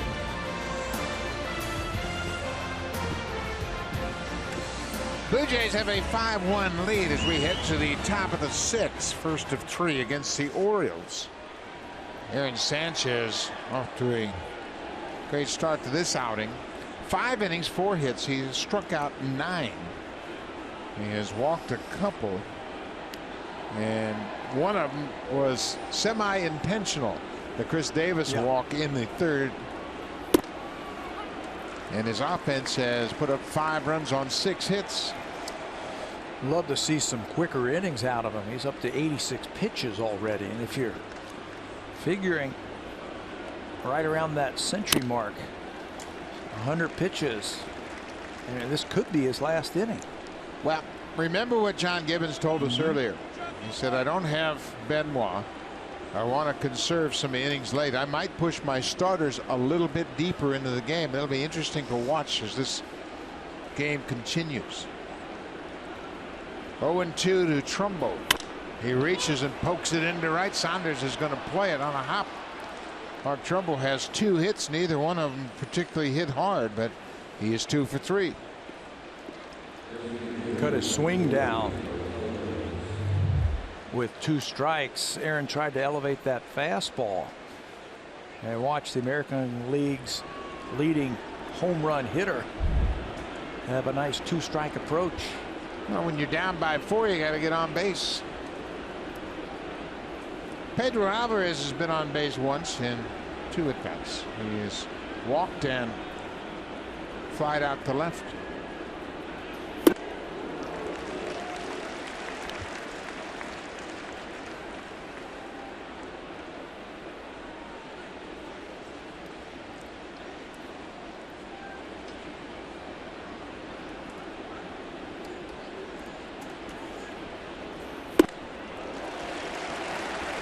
That's that changeup with late movement, 88 miles an hour.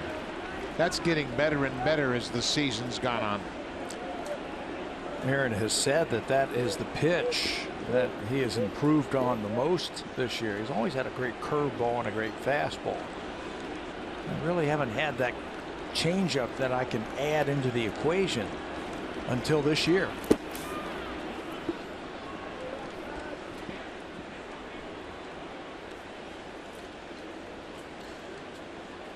Alvarez laid off the breaking ball. Ball and 2 strikes to Alvarez.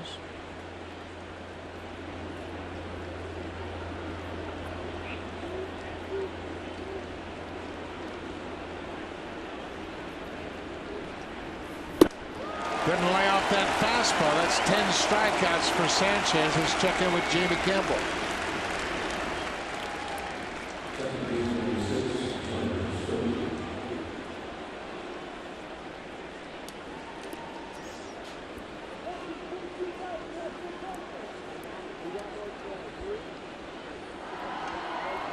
Thank you very much, Jamie. And that's going to be quite a battle as they're trying to get into the postseason. Felix Hernandez has given up 2 runs on 4 hits through 2 innings. Matched up against Mike Fiers. Scope goes after the first pitch and grounds out to the shortstop. Trumbo goes to second on the play, but now there are 2 down here in the 6th. Troy Tulowitzki doesn't make many mistakes on the baseball field. He could have tried to get the guy at second base, but his team is up 5-1. Let's get the out. You weren't going to turn 2 on that slow ground ball by Scope, so just get the out over at first base. And he does just that. So now Trumbo's at second. Matt Wieters, the catcher, is 1 for 2. Josh Donaldson made a terrific play going to his left in the 4th. Take a hit away from Wieters.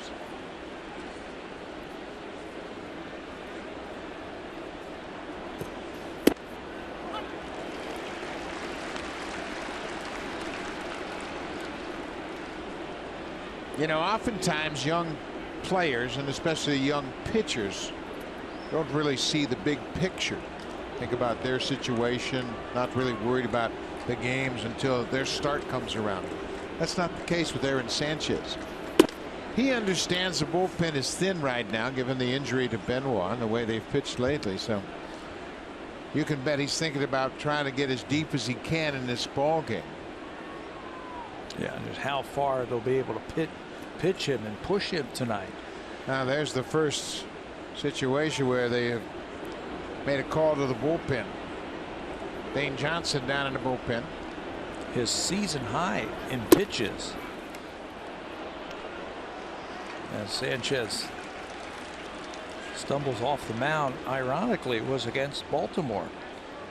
August the 31st, threw 112 pitches against the Orioles, beat them 5-3.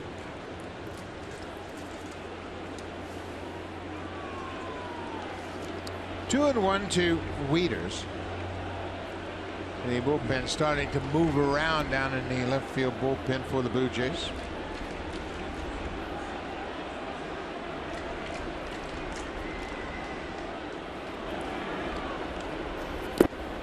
Curveball, and Wieters lays off. Well, the first up tonight is Joe Biagini. Joe had a big out in the game last night in the 8th inning. Gary Sanchez to line out for the second out of the inning. Then he gave way to Brett Cecil, who came in and got the pinch hitter Brian McCann to ground out to end the 8th. Blue Jays had a 3-1 lead, 3-2 lead after 8.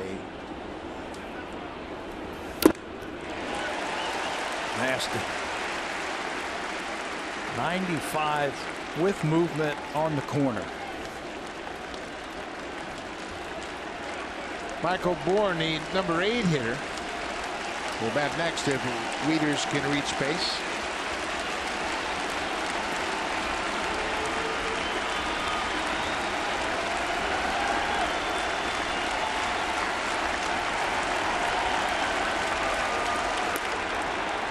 He loses him. Ball 4. Third walk issued by Sanchez, and it's a 2-out walk. He was trying to be pinpoint with that one, and that's going to bring Pete Walker out.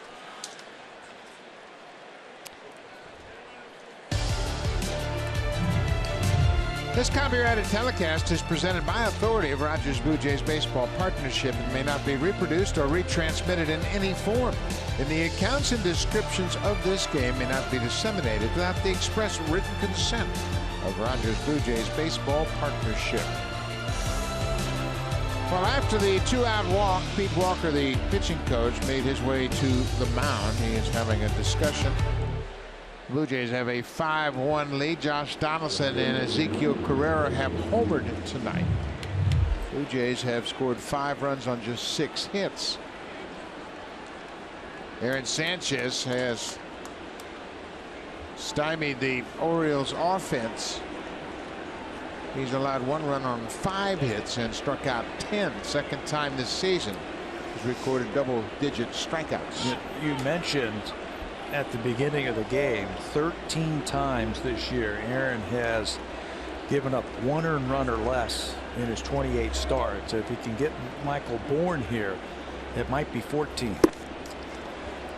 Another thing that's impressive about Aaron's season, he's 6-0 in 12 starts this season against the AL East opponents, including his 3-0 record against Baltimore.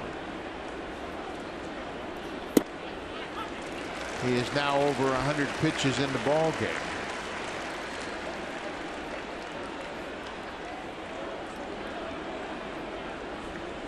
Looks like he's ready. That's the ready call.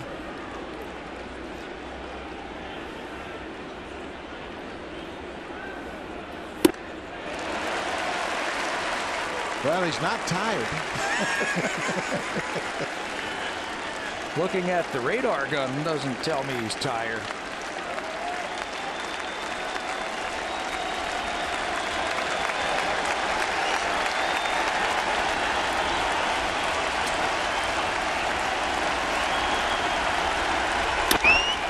Fly ball to left. Carrera was in shallow. He backs up and makes the catch.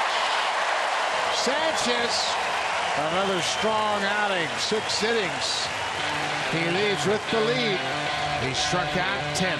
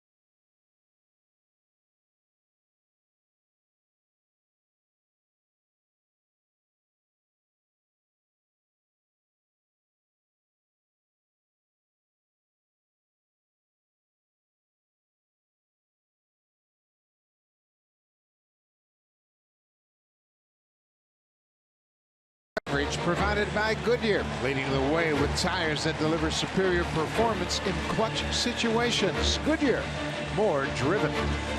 They're providing that beautiful shot of CN Tower right next door to Rogers Center. Started play tonight, 20 degrees, and it is a spectacular night.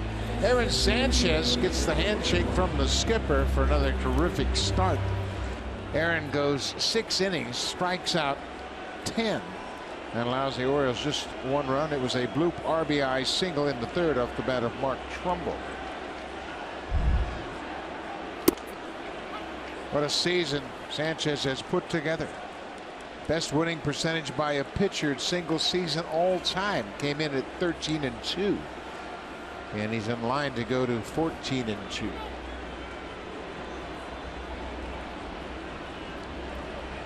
Russell Martin deserves some credit for the job he's done with Aaron Sanchez. With everybody this year.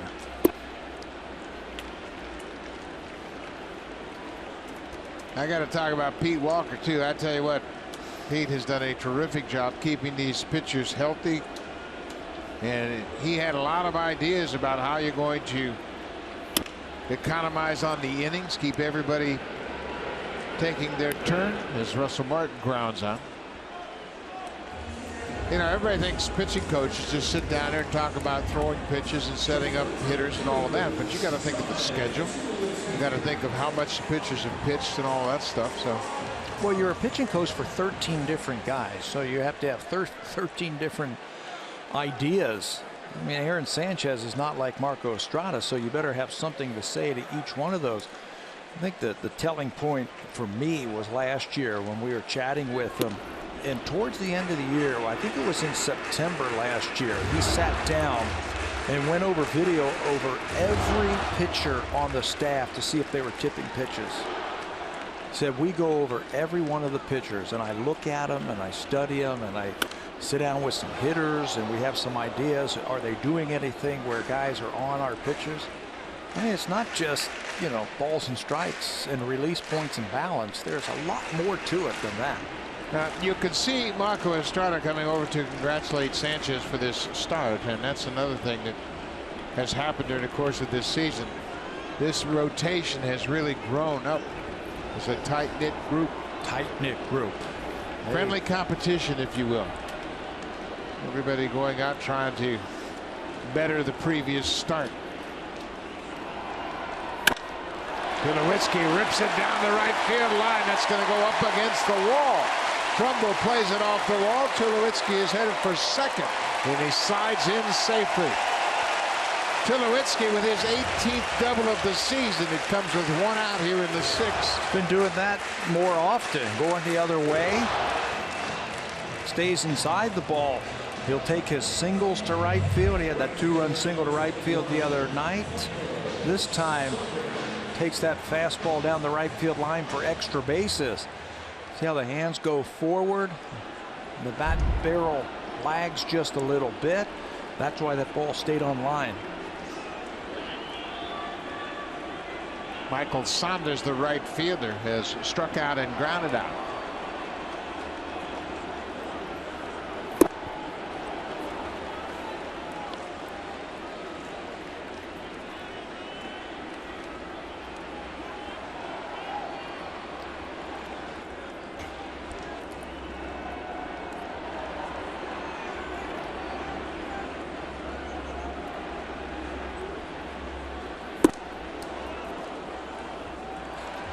Gausman is 25 years old, as you see Tommy Hunter up for a 2nd time tonight. Gausman was the 4th overall pick by the Orioles out of LSU in 2012. Sanchez was drafted out of high school in 2010. He's 24 years old. But 2 of the fine young pitchers in the American League. Look at that. 97 miles an hour on his 97th pitch of the night. Got plenty left in the tank. Free and easy with good movement.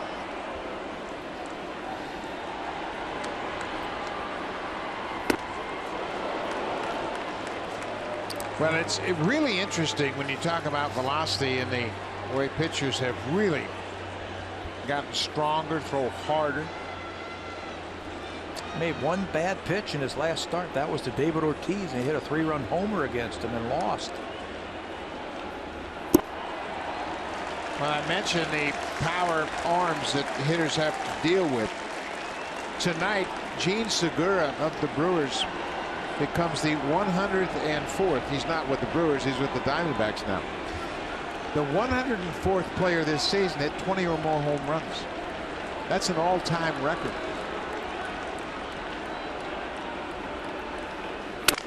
Broken bat grounder to second. Scope gobbles it up.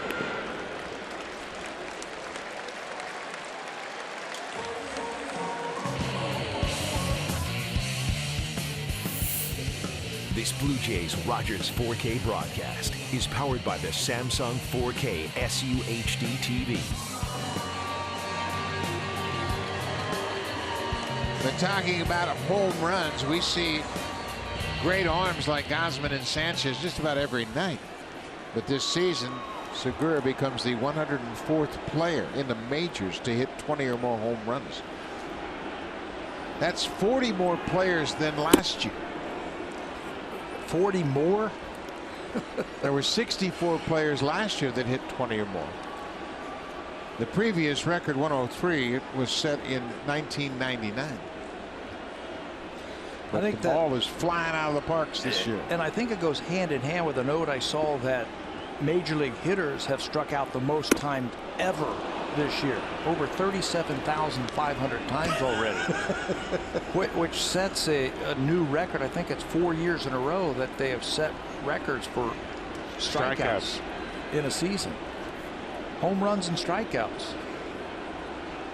That sounds familiar. Kevin Pillar behind 0-2. Reaches out, pokes it back to the mound. Gausman will flip to first. The inning is over. We've played 6 innings here at Rogers Center. The Blue Jays have a 5-1 lead. Joe Biagini will take over for Aaron Sanchez when we come back.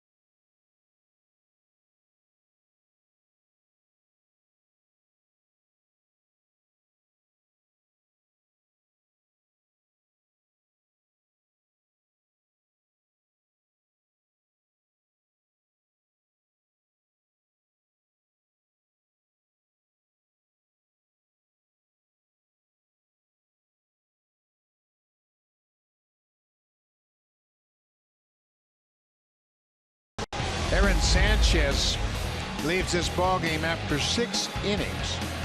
He's in line for his 14th win of the season. He has a 5-1 lead. He throws 103 pitches. The reason his pitch count got up so high is he had 10 strikeouts. 10 strikeouts, second double-digit strikeout game of the season for Aaron. And he has allowed now 1 earned run in 14 of his 29 starts this year. 1 earned run or less. Joe Biagini, first one out of the bullpen tonight for the Blue Jays. Joe pitched in last night's game. He just faced one batter.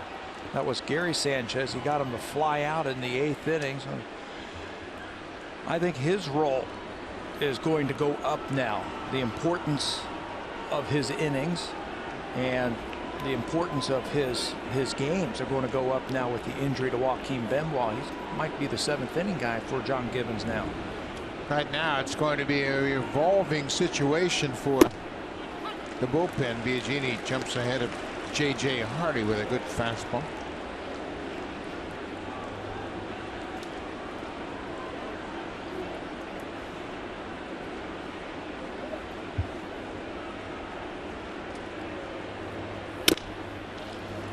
Big hop for Tulowitzki. It's short.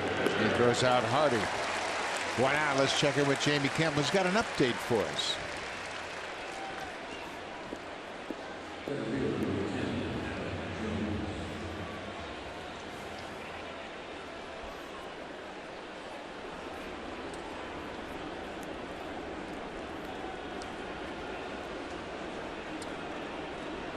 Boston, boy, what a hot streak they got on at the right time.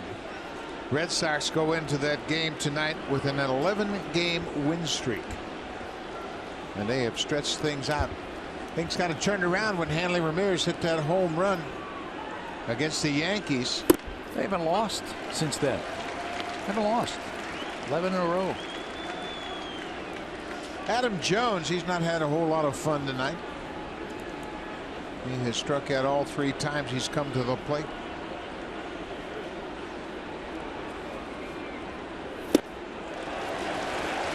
A good movement on that fastball. Saw Joe out there again working on his mechanics. Right toward the end of batting practice. He'll be out there every day working from the stretch position. You can see how he works out of that stretch position with nobody on, just to get the timing. What a play by Donaldson. Does he have enough arm? Oh, he did. Encarnacion couldn't dig it out of the dirt. Donaldson's made a couple of terrific plays at third. That time he got to his feet quickly. Throw a one-hopper over to first, but Encarnacion couldn't handle the low throw. And I think that got Edwin in the wrist. That in-between hop. You can see him looking at his left hand. What a play by Donaldson as he saves extra bases. A couple of steps and a dive, he gets to it. Now if he can throw it across the diamond, they've got him, but it is a little short.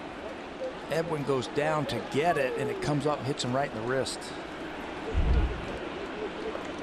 I think if that one is a little further on the dirt, he picks it. It's an infield hit for Jones.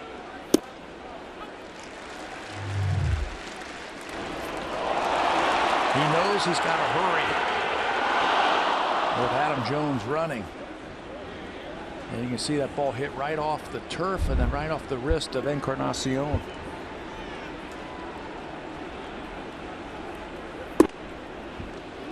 Chris Davis, a couple of strikeouts and a walk tonight.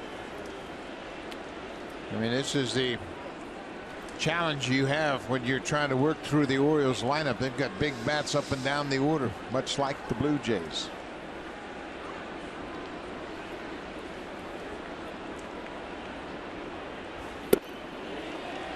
Curveball, the appeal down to third, and Pat Barrett said he went around. 1-2 now to Davis.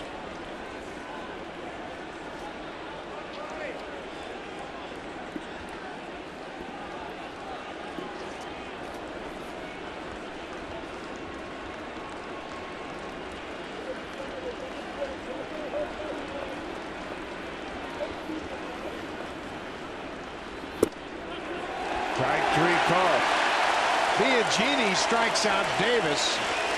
He strikes out for a third time, and now he's been thrown out of the game. Now here comes Buck Showalter. Chris Davis hasn't been happy with the strike zone all night long. That one looked like it was there. Looked like he caught him looking for an off-speed pitch. Davis has struck out 3 times, all 3 times looking. There was some argument his last time up, and now Buck's going to get thrown out. The last time up, there was some arguing going on from the Orioles dugout. Will Little had enough to say about that.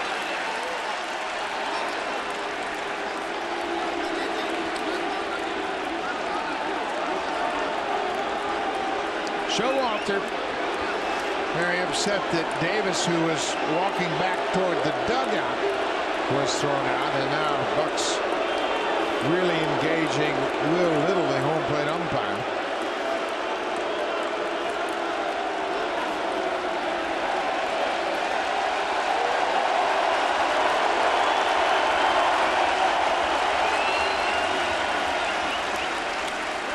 Chris Davis and the manager, Buck Showalter, both ejected by the home plate umpire, Will Little, here in the 7th. And now he will go over the duties, what he wants to see happen now with his bench coach, John Russell.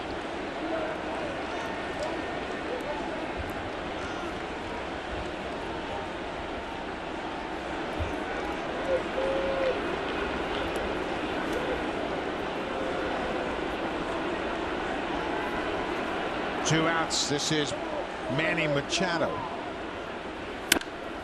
Popped up. That'll be out of play.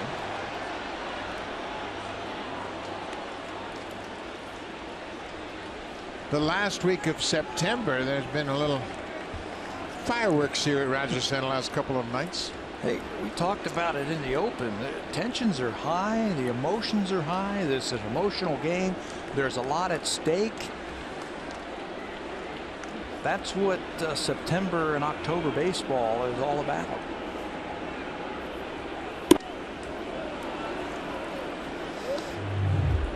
Biagini throws it, looks like a fastball, and it looks like it's right there. Chris Davis doesn't think so. 1-1 blocked by Martin.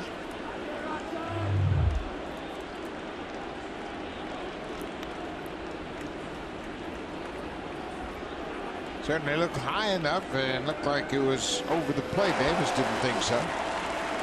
Davis called out on strikes 3 times, and on his way back to the dugout, Will Little threw him out.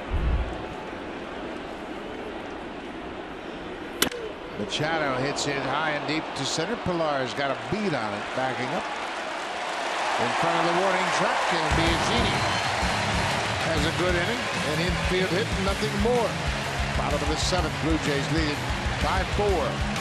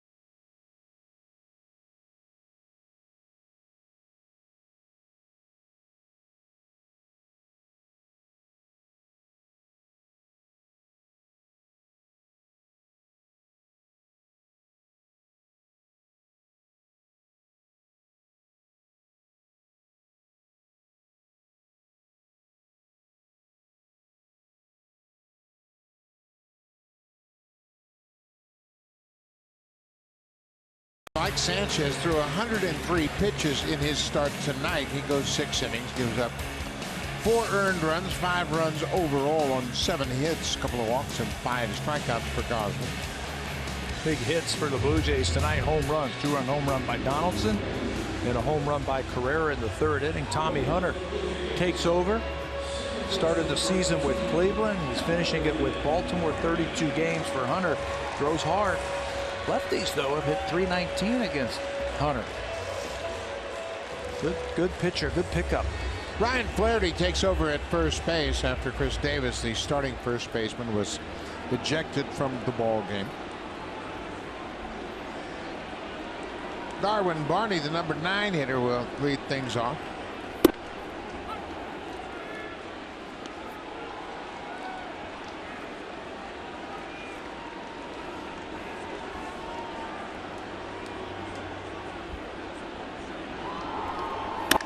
Barney gets a base hit into center field. He's had a good night. He had a big sacrifice bunt in the 5th inning that led to the Blue Jays' 5th run.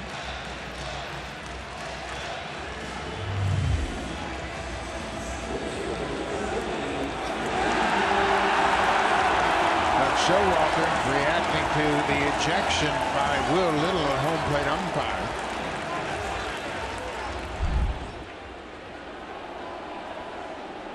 Buck was a terrific manager. Has been a manager and a good one for a long time. Yeah. Oh yeah. You don't get too much by that guy. Buck's in his 7th season with the Orioles, which he began his career managing the New York Yankees in '92. John Russell, former manager of the Pirates, takes over. This is the man right here, isn't it, tonight? Absolutely. Ezequiel Carrera, he wanted to start the game and scored on Donaldson's home run. Then Carrera hit a home run himself in the 3rd inning and had an RBI single in the 5th. He's one of those players that has a tendency to ignite an offense. Puts the bat on the ball. He has the ability to get bunt base hits. He's a good base runner. Well, when you're a bench player, you have to be able to do little things to help your team win. They might put the hit and run on right here. They've been known to do that 2-1 counts. You never get enough runs against the Baltimore Orioles. They can strike quickly. So I think you got to keep the pressure on them. But when you're an everyday player, you have one thing that you can do, or you got 2 things you can do. You're a great home run hitter, a great hitter, altogether a great fielder. When you're a bench player, you got to do some little things to help the team. Steal a base, play good defense, maybe be a good contact hitter. Bouncing ball. Scope comes in and tags the runner and goes to first. What a nice double play by Jonathan Scope. 2 outs. Drive of the game brought to you by Honda, official vehicle of the Toronto Blue Jays, proud fan since 1977.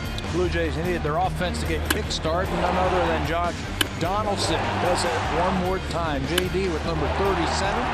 RBIs 97 and 98. 2-run home run in the 1st inning against Kevin Gausman.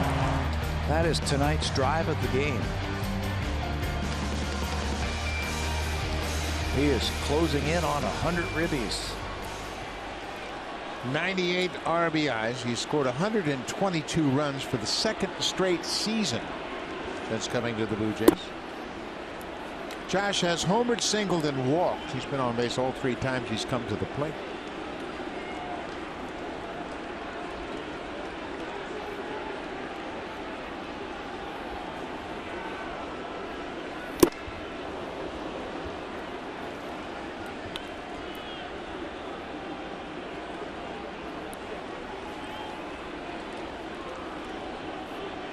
Donaldson with 122 runs scored. Only Sean Green has scored more runs in a single season than Donaldson.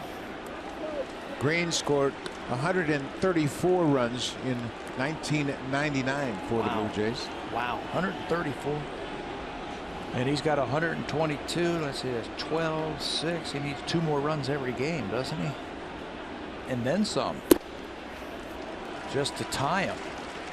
3-1 now to Donaldson. Donaldson is the only player in franchise history to score 120 or more runs twice.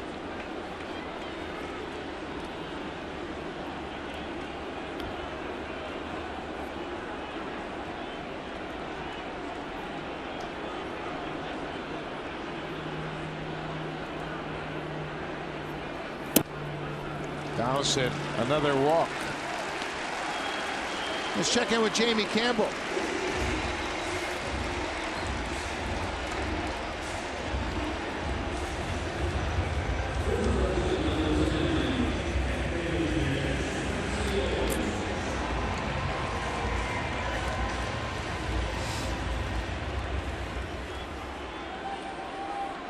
For the Cardinals, what an interesting season they have had.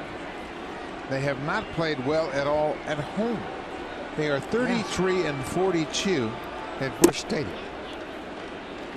That's remarkable. They've always been a terrific team playing at home, but this year it's been a totally different story. The Reds dropped 15 on them yesterday. Cardinals have lost 2 in a row. 15-2 they lost at home yesterday. And they're a game out of the wild card.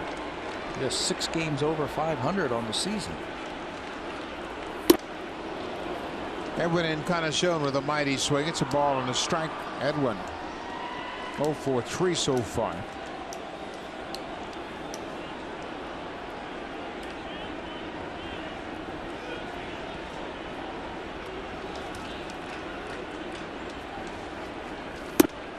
Outside. The Blue Jays trying to expand their lead over the Orioles in that wild card race. Baltimore currently has the second wild card spot. The Blue Jays have a game lead over them, and then the Tigers are 2 games behind the Orioles.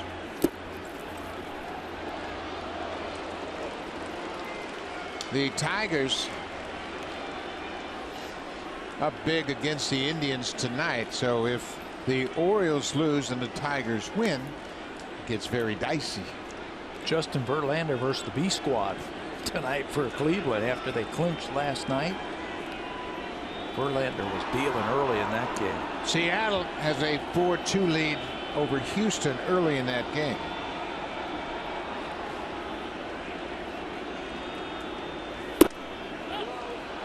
Encarnacion called for the swing. It's a full count now. Donaldson will be moving on the pitch off of first.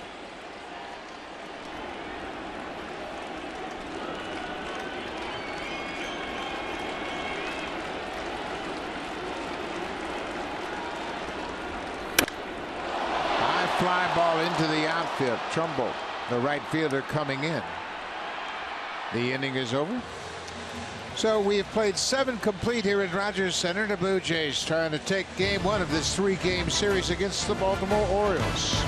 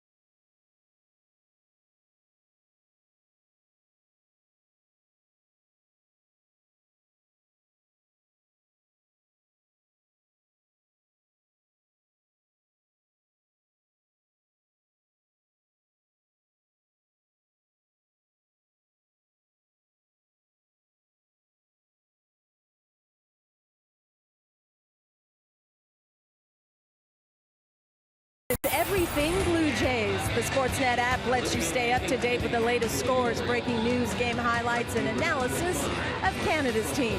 Plus, never miss a single pitch with our in-depth live game tracker, available on iOS and Android devices. Buck. Thank you, Hazel. We move to the 8th inning. Joe Biagini back out for a second inning of relief. Biagini came on.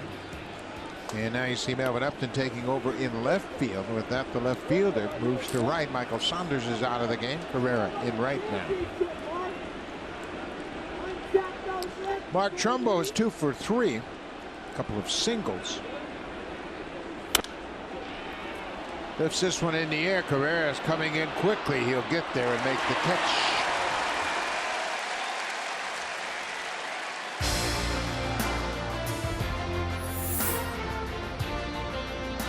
all-new 2017 Ridgeline, our newest vehicle and their newest van. Honda, official vehicle of the Toronto Blue Jays.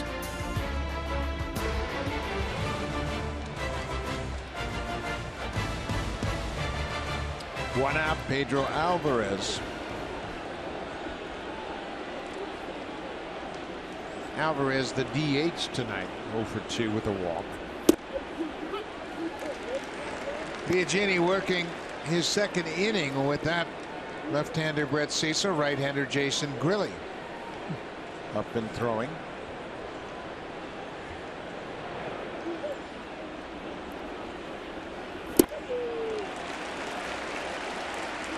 You know, we have talked about Biagini all season long, and he has impressed outing after outing. And you made a great point about his work ethic. He's out there by himself. No coach, no catcher, just by himself going through his delivery. Working tonight. Martin will finish off the strikeout with the throw to first. Second strikeout for Biagini. When Joe gets enough rest, and again, he's in uncharted waters because he's never been in the big leagues before. He's playing now 6 months of baseball. When he gets enough rest, he's pretty good. When he continually has to work, fastballs doesn't have as much miles per hour on it. Breaking ball's not as sharp. He'll get tired. But the Blue Jays have done a good job this month of really stretching out his appearances to give him the proper rest to make sure he's strong. In just 1/3 of an inning last night, he got Gary Sanchez, and if he can get Jonathan Scope, that would be 2 very big innings for him. Ball and a strike to Scope. Scope has gone 0 for 3 with a couple of strikeouts.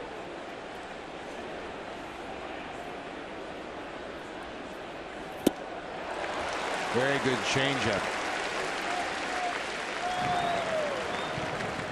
Oliver Drake, the righty, loosening up.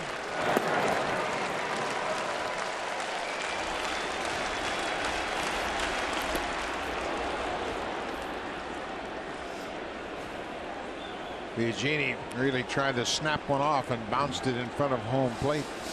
That's where you have to tell yourself, stay back, be smooth, stay through it. Doesn't have to be perfect.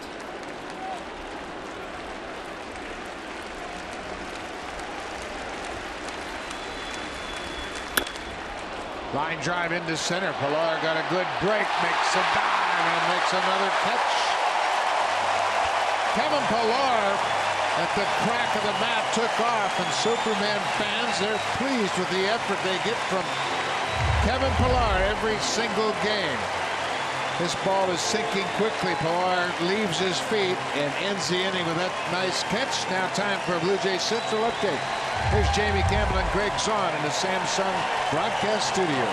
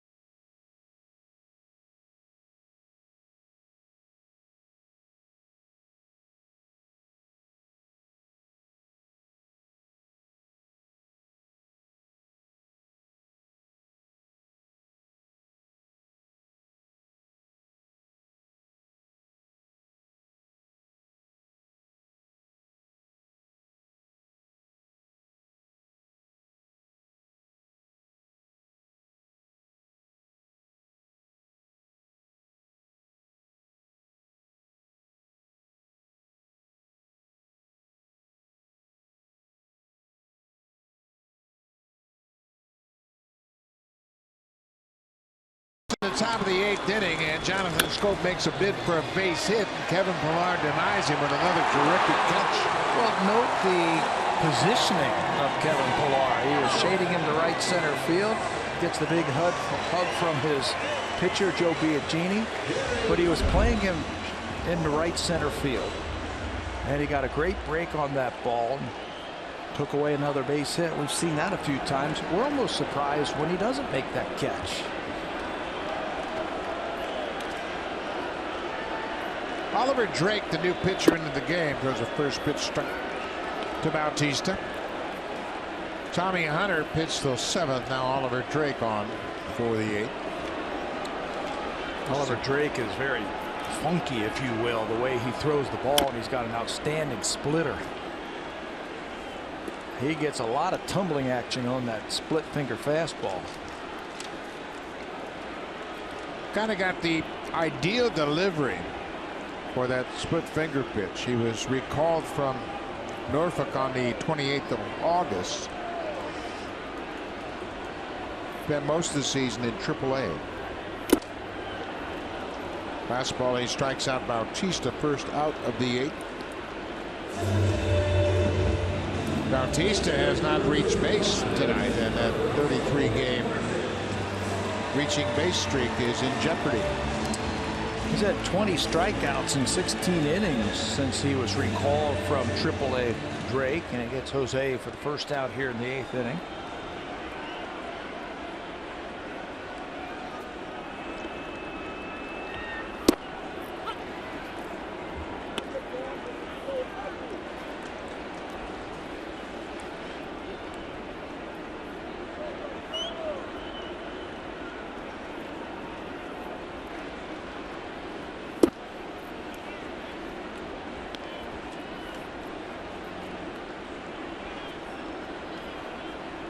Ball and a strike to Martin.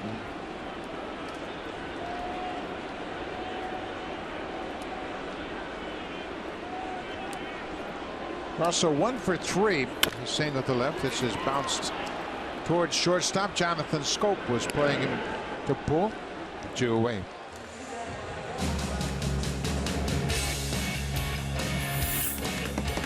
Swing for the fences and save during the DIY Expert Sale. Only at Home Building Center and Home Hardware Building Center.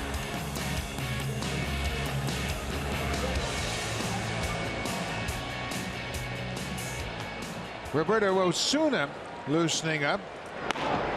The Blue Jays have a 4-run lead, so it is not a save situation. Osuna, threw 19 pitches on Sunday. He was the winning pitcher as the Blue Jays came back to score 3 runs in the bottom of the 9th.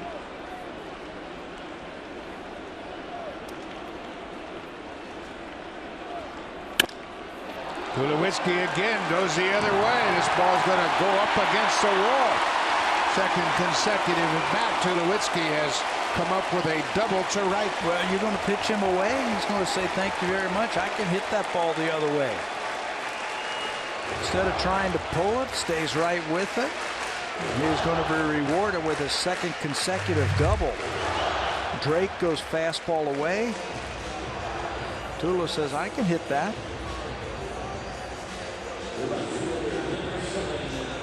Reach out and keep it fair down the right field line. Tulowitzki now with 19 doubles. Go along with those 24 home runs. Melvin Upton Jr. will get an at-bat here in the 8th inning. He took over defensively in left field. Michael Saunders hit in this spot. He went 0 for 3.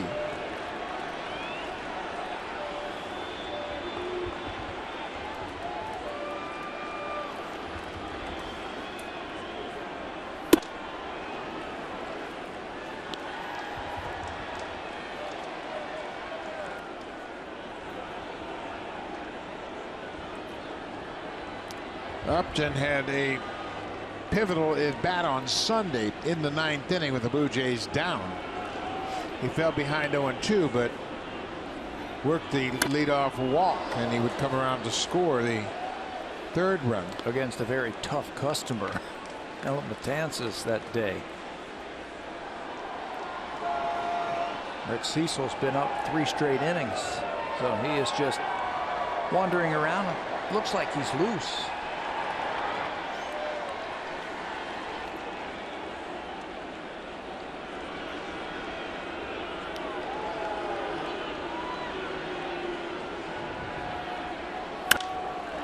Fly ball to right. Trumbo coming in.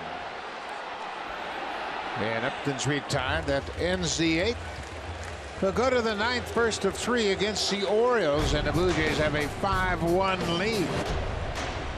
Aaron Sanchez, the pitcher of record, looked like Osuna's coming in to pitch tonight.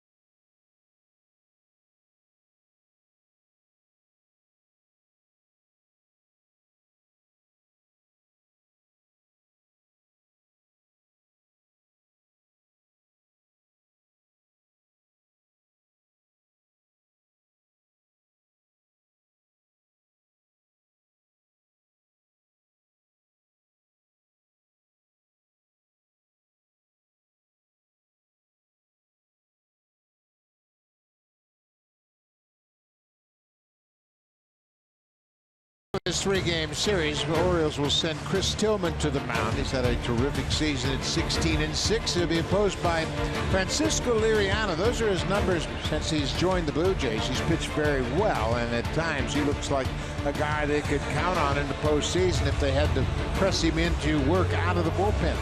First things first, we got to finish off this one. Roberto Osuna's in. It's a non-save situation. Blue Jays are up by 4 runs. Berto 35 for 39 in saves. He's thrown 69 innings this year. His whip is under 1. He's only walked 13 batters. Justin Smoke comes in to play first base defensively in place of Edwin Encarnacion. Matt Waiters goes after the first pitch and singles into center. Now for a preview of what's coming up next on Sportsnet Central. Here's Ken Reed and Ivanka Osback.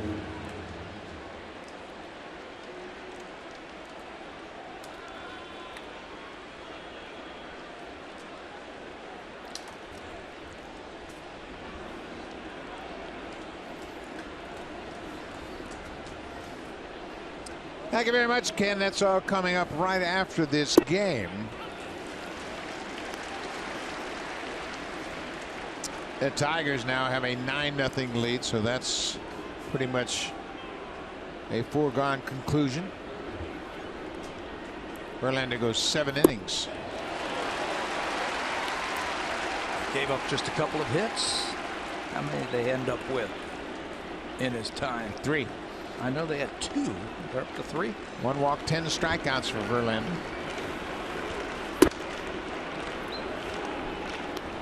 Michael Bourne had an infield hit in the 4th. He's 1 for 3.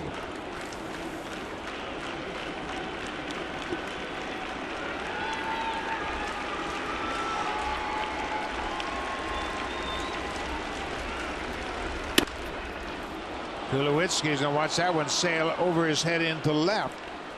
Back-to-back singles here in the 9th. Wieters single to center. Now Bourne singles to left. J.J. Hardy comes to the plate. Nobody out.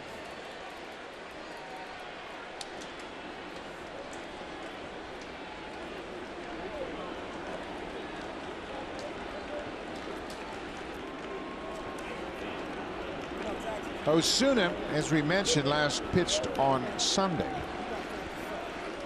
He worked an inning, gave up 2 runs on 3 hits through 19 pitches.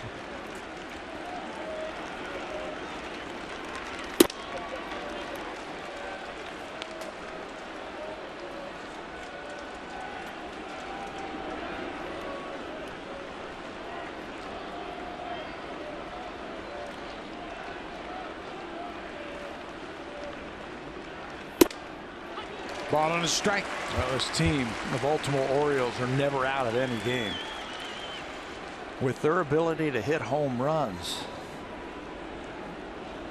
they get a couple of guys on and pop one out, and they're right back into the game. Hardy's the number 9 hitter. Then you get to the top of the order, and it starts with Jones, and then Chris Davis, remember, is not in the game.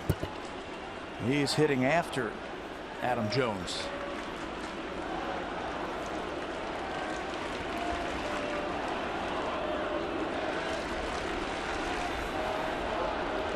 Two and 1 to J.J. Hardy. Hardy has doubled tonight.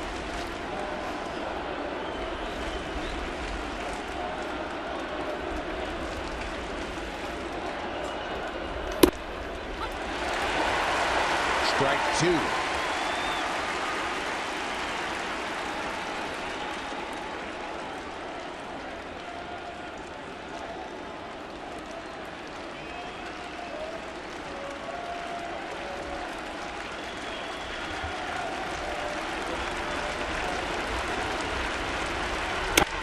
Ground ball. Osuna will go to second. Tulowitzki for 1.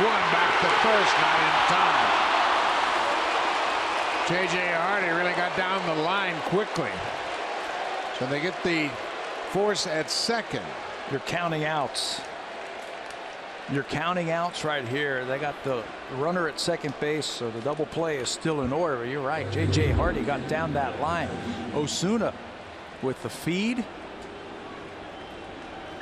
And the return throw not in time.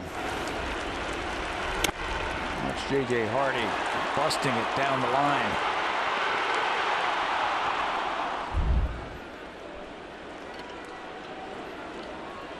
So now just 1 out. Runners at the corners. Adam Jones. He had an infield hit in the 7th. He's 1 for 4. Ground ball. Donaldson. Second for 1. Back to first. That's the ball game. Osuna comes on, gives up back-to-back singles to start the inning, but Adam Jones bounces into a game-ending double play, and the Blue Jays win Game 1 of this 3-game series against the Orioles. It's just round 1, but the Blue Jays strike first. Ezekiel Carrera, what a job he did at the top of the order for the Blue Jays. Josh Donaldson right behind him. He got on base 4 times. Between them, they scored 4 of the 5 runs as the Blue Jays strike first in this crucial 3-game series. Well, they expand their lead over Baltimore by a game. It's now 2 games ahead of the Orioles for that wild card berth. 5-1 Blue Jays. We'll see you tomorrow night. Thanks for watching. Here's Sportsnet Central.